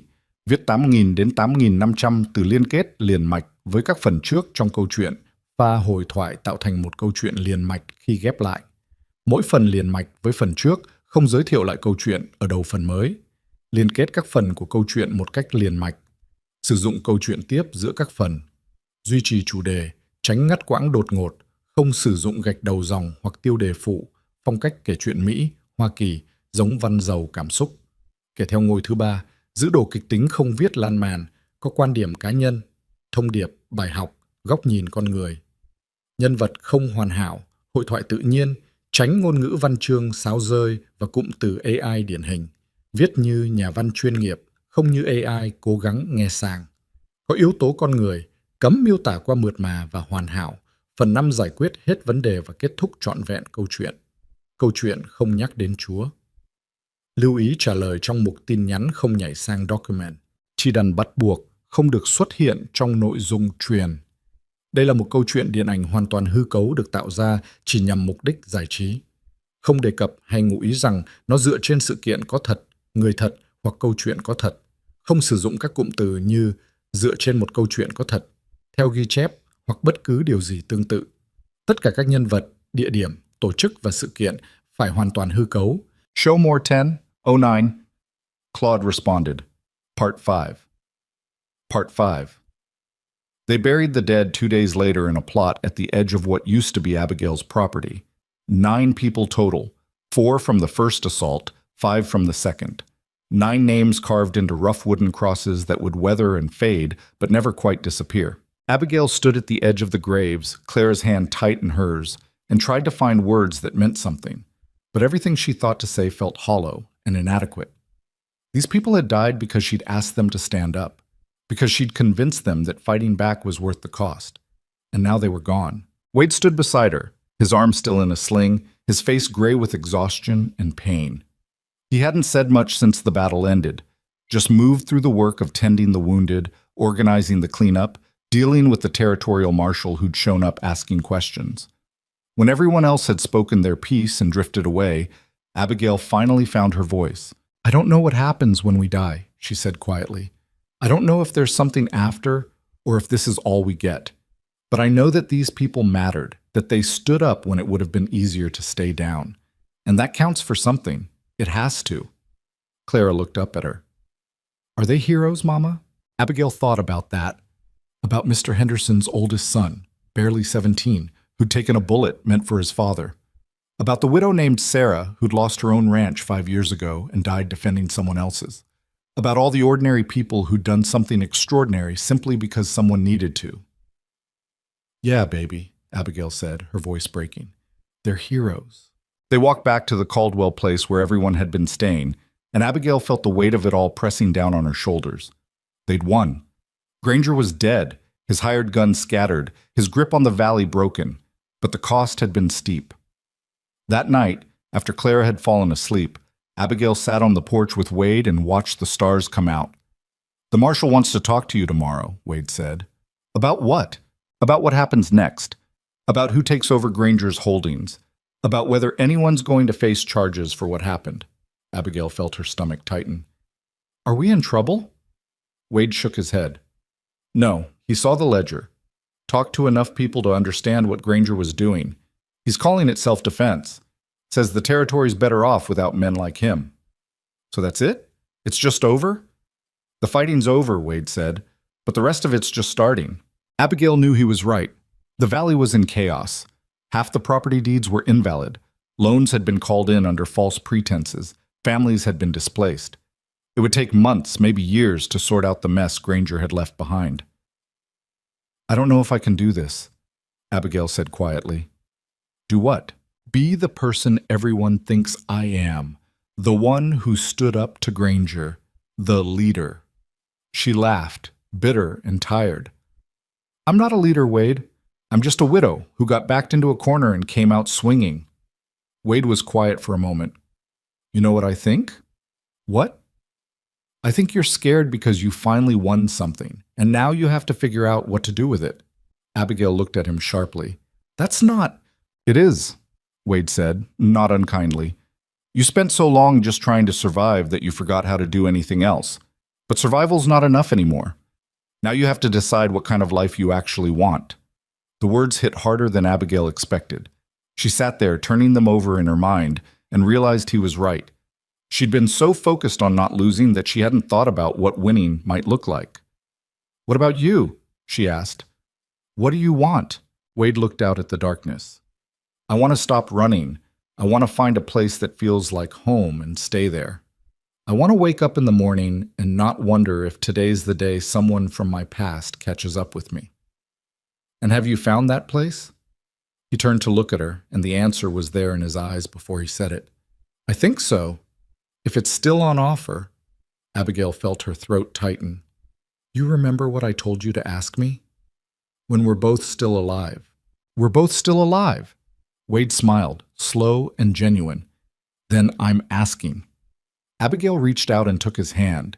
His skin was rough and scarred, marked by years of violence and hard living, but his grip was steady, and when she looked at him, she saw something she hadn't seen in a long time. A future. Yeah, she said. There's a place for you, if you want it. Wade leaned over and kissed her, gentle and careful, like she was something precious he was afraid of breaking. And for the first time in weeks, Abigail let herself believe that maybe, just maybe, things were going to be okay. The marshal came the next morning, a tall man with graying hair and eyes that didn't miss much. He sat in the Caldwell's kitchen and asked Abigail to walk him through everything that had happened. She told him about the attack on her ranch, about Wade's warning, about the ledger they'd found in Granger's safe. She told him about the families who'd lost everything, and the meeting at the church, and the battle that had ended with Granger dead in the dirt. The marshal listened without interrupting, taking notes in a small leather book. When she finished, he sat back and studied her face. You understand that you killed a man, he said, in front of witnesses. That's not something the territory takes lightly. Abigail met his eyes. He was trying to kill me, and everyone standing with me. If I hadn't shot him, we'd all be dead. I'm not disputing that. I'm just making sure you understand the weight of what you did. I understand, Abigail said. I'll carry it for the rest of my life. The marshal nodded slowly. Good, because the ones who don't carry it are the ones you have to worry about. He closed his notebook and stood up. For what it's worth, Mrs. Mercer, I think you did what needed doing. Granger was a cancer on this valley, and someone had to cut him out. I'm just glad it was someone with a conscience.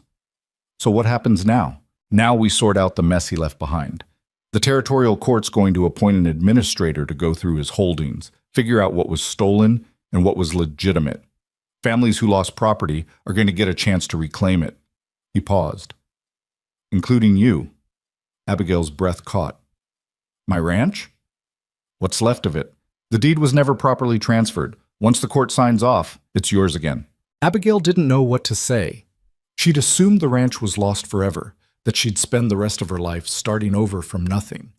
But maybe she didn't have to. Over the next few weeks, the valley began the slow process of healing. Families returned to land they'd been forced off years ago. Businesses that had been shuttered reopened. The bank came under new management, and loans that had been called in early were renegotiated. It wasn't easy. There were disputes over property lines, arguments about who owed what to whom, old grudges that surfaced now that Granger wasn't there to keep everyone in line through fear. But slowly, painfully, things started to come together. Abigail threw herself into rebuilding the ranch. Wade worked beside her, and together they cleared away the burned timbers, salvaged what could be saved, and started putting up new structures. It was hard, backbreaking work, and most days Abigail fell into bed so exhausted she couldn't think. But it felt good. Felt like she was building something real. Clara helped where she could, carrying tools and nails, chattering about what her room in the new house should look like. She'd changed since the battle. Still a child, still innocent in the ways that mattered, but there was something harder in her eyes now. An understanding that the world wasn't always fair, that sometimes good people died and bad people won. It broke Abigail's heart a little, but it also made her proud. One afternoon, about 6 weeks after the battle, Ruth came riding up with news. There's a meeting tonight, she said. At the church. Everyone's invited. What kind of meeting? Abigail asked. The kind where people talk about the future, about how we make sure something like Granger never happens again. Abigail looked at Wade, who shrugged. Might as well hear what they have to say. That night, the church was packed. Every family in the valley seemed to be there, crammed into pews and standing along the walls. The air was thick with the smell of bodies and lamp oil in anticipation. Mr. Henderson stood at the front, his arms still bandaged from the battle, and called the meeting to order. We're here tonight to talk about the future, he said. About what kind of valley we want to live in. Because if we don't decide that for ourselves, someone else is going to decide it for us. And we've all seen how that turns out. Murmurs of agreement rippled through the crowd. So I'm proposing we form a council, Henderson continued. representatives from each district elected by the families who live there, people who can make decisions about land use, water rights, disputes, people we trust to look out for the common good instead of their own pockets. Someone in the back shouted, "And who decides who's on this council?" "We do. By vote. Every family gets one vote, and the top 5 vote-getters become council members." The room erupted in discussion, people debating the merits and pitfalls of the idea. Abigail listened, watching the passion and fear and hope play across their faces. These were her neighbors, her community, people who'd stood beside her when it mattered most, and they deserved better than what they'd had. When the debate finally died down, Henderson spoke again. "I'm putting my name forward, and I'm nominating Abigail Mercer." Every head in the room turned toward her. Abigail's stomach dropped. "I don't—" "You stood up when no one else would," Henderson said. "You gave us the courage to fight back. That's the kind of person we need leading this valley." "I killed a man," Abigail said, the words coming out sharper than she intended. "I'm not some saint you can hold up as an example." "Nobody's asking you to be a saint," Ruth said from the front row. "We're asking you to be honest, to keep standing up when things get hard, and I think you've proven you can do that." Abigail looked around the room, at all the faces watching her, waiting for her answer. She felt Wade's hand on her shoulder, steady and reassuring. "I'll do it," she said finally, "but only if you understand that I'm going to make mistakes, that I don't have all the answers, that I'm just doing the best I can with what I know." "That's all any of us can do," Henderson said. The vote happened that night, and when the count was finished, Abigail had won a seat on the council by a wide margin. So had Henderson, Ruth, and 2 other farmers whose families had lived in the valley for generations. As people filed out of the church, shaking hands and making plans, Abigail felt the weight of what she'd agreed to settle over her. She'd just signed up to help lead a community, to make decisions that would affect people's lives, to be someone they looked to when things went wrong. It was terrifying. But it was also exactly what she needed. The ranch came together slowly over the summer and into the fall. Wade proved to be better at carpentry than Abigail expected, and together they built a house that was smaller than the one that had burned but felt more like theirs. Clara got a room, complete with a window that looked out over the valley. Wade took the room next to Abigail's. Though most nights he ended up in her bed anyway, the 2 of them tangled together in the darkness, finding comfort in each other's warmth. They didn't talk about marriage, didn't need to. What they had was deeper than a piece of paper or a ceremony. It was built on shared trauma and hard-won trust, and the understanding that they'd both been broken and were slowly putting themselves back together.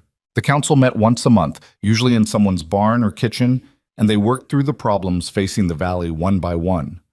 Water rights, grazing land, who was responsible for maintaining the roads.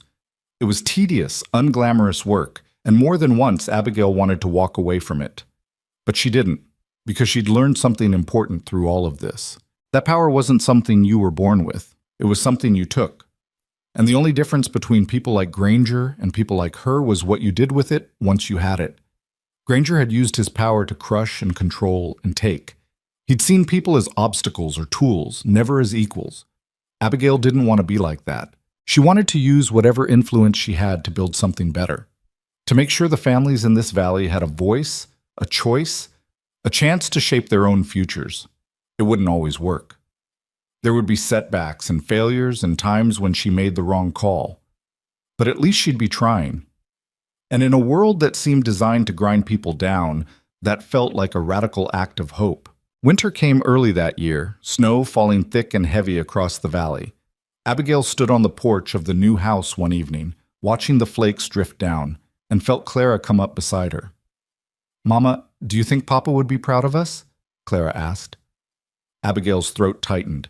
She thought about Thomas, about the man he'd been, and the life they'd built together. He'd been good and kind and steady, everything Abigail had needed after the chaos of her youth. But he'd also been cautious, careful, the kind of man who played by the rules and trusted that the system would be fair if you just worked hard enough. She didn't know if he would have approved of what she'd done, of the violence, of the risks, but she hoped he would have understood. "I think he'd be proud of you," Abigail said finally, "and I think he'd want us to be happy." "Are you happy, Mama?" Abigail looked out at the valley, at the snow covering the burned scars on her land, at the smoke rising from chimneys all across the territory. She thought about the council meetings and the hard work and the way her body ached at the end of every day. And she thought about Wade, inside making dinner. About Clara, safe and growing stronger every day. About the community they'd helped build from the ashes of Granger's cruelty. "Yeah," Abigail said. "I think I am." Clara smiled and hugged her, and Abigail held her daughter close and let herself feel it. The weight of everything they'd survived, the pride of what they'd built, the hope that maybe, just maybe, the worst was behind them. Spring came, and with it, new challenges. A drought threatened the crops. A family on the western edge of the valley tried to fence off a water source that other families depended on. Tensions flared, and for a while Abigail worried they were going to tear themselves apart from the inside. But they didn't. The council mediated. People compromised. And slowly, carefully, they found solutions that worked for everyone. It wasn't perfect. Nothing ever was. But it was better than what they'd had before. And that was enough. One evening in late May, almost a year after the battle, Abigail and Wade rode out to the spot where they'd buried the dead. The wooden crosses had weathered but were still standing, and someone had planted wildflowers around the graves. Abigail knelt in front of the cross marking Sarah, the widow who'd died defending the ranch, and laid a handful of flowers at its base. "I think about them every day," she said quietly. "Wonder if I made the right choice. If it was worth what it cost." Wade knelt beside her. "You can't think like that. They made their choice, same as you did. But I'm the one who survived. That's not your fault." "Feels like it sometimes." Wade put his arm around her shoulders. "You want to know what I think?" "What?" "I think you honor them by making sure their sacrifice meant something, by building the kind of valley they died defending, by not letting Granger's ghost keep you from living." Abigail leaned into him, drawing strength from his solid presence. "When did you get so wise?" "I've always been wise.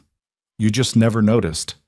She laughed despite herself, and they sat there in the grass, surrounded by the dead, and let the spring sun warm their faces. That summer, the valley threw a festival to celebrate the harvest and the new council and everything they'd built together.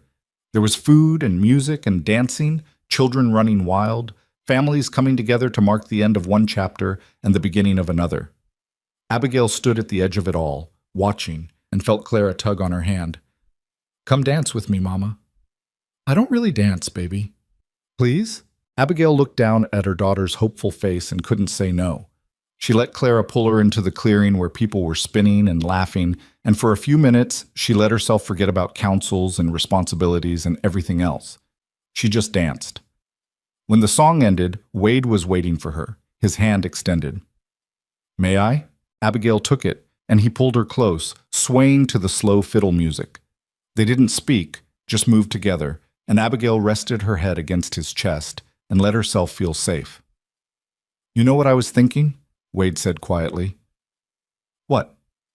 "That maybe we should make this official." Abigail pulled back to look at him. "Official?" "Get married.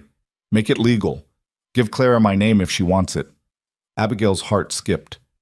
"You're serious?" "As a heart attack." "Wade, you don't have to." "I know I don't have to. I want to." He brushed a strand of hair from her face. "I want to stand up in front of everyone and promise to stay, to be part of this family, to build a life with you." Abigail felt tears prick at her eyes. "What if I'm not ready?" "Then we wait. I'm not going anywhere." She looked at him, at this man who'd come back from her past and helped her fight for her future. This man who'd stood beside her through the worst moments of her life and never asked for anything in return. And she realized she didn't want to wait. "Yes," she said. "Let's do it." Wade's face broke into a grin.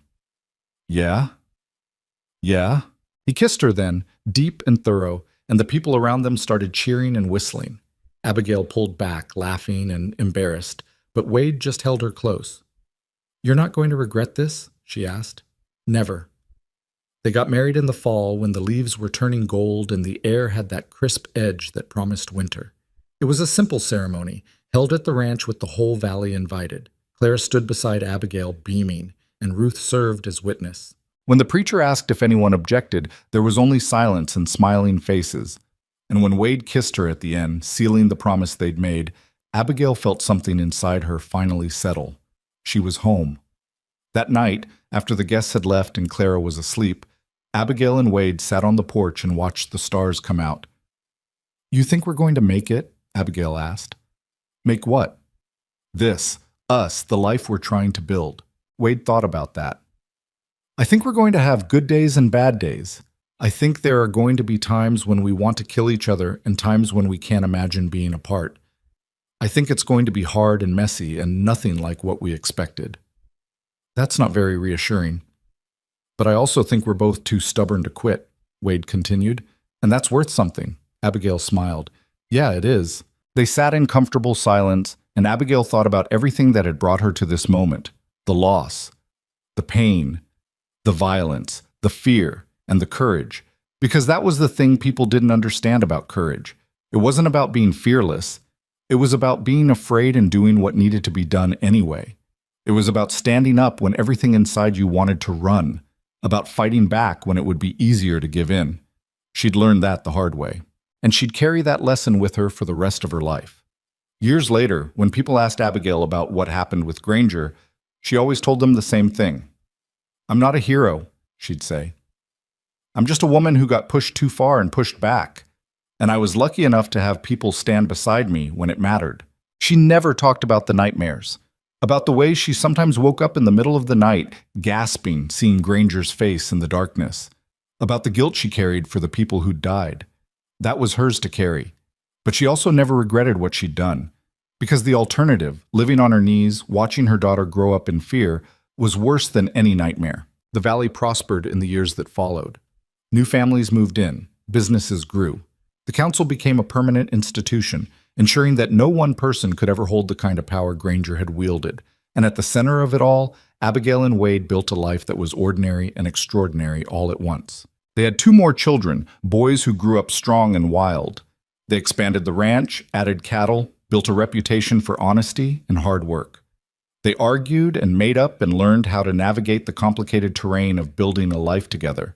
And every year, on the anniversary of the battle, they rode out to the graves and laid flowers and remembered. Clara grew into a woman who was fierce and principled, shaped by the knowledge that her mother had fought for her and won. She became a teacher, then a judge, then eventually a representative to the territorial legislature. And when she had children of her own, she told them the story of their grandmother, the widow who refused to be broken, the woman who stood up to a tyrant and won, not because she was special, not because she was fearless, but because she believed that some things were worth fighting for, even when the cost was high. That was Abigail Mercer's legacy.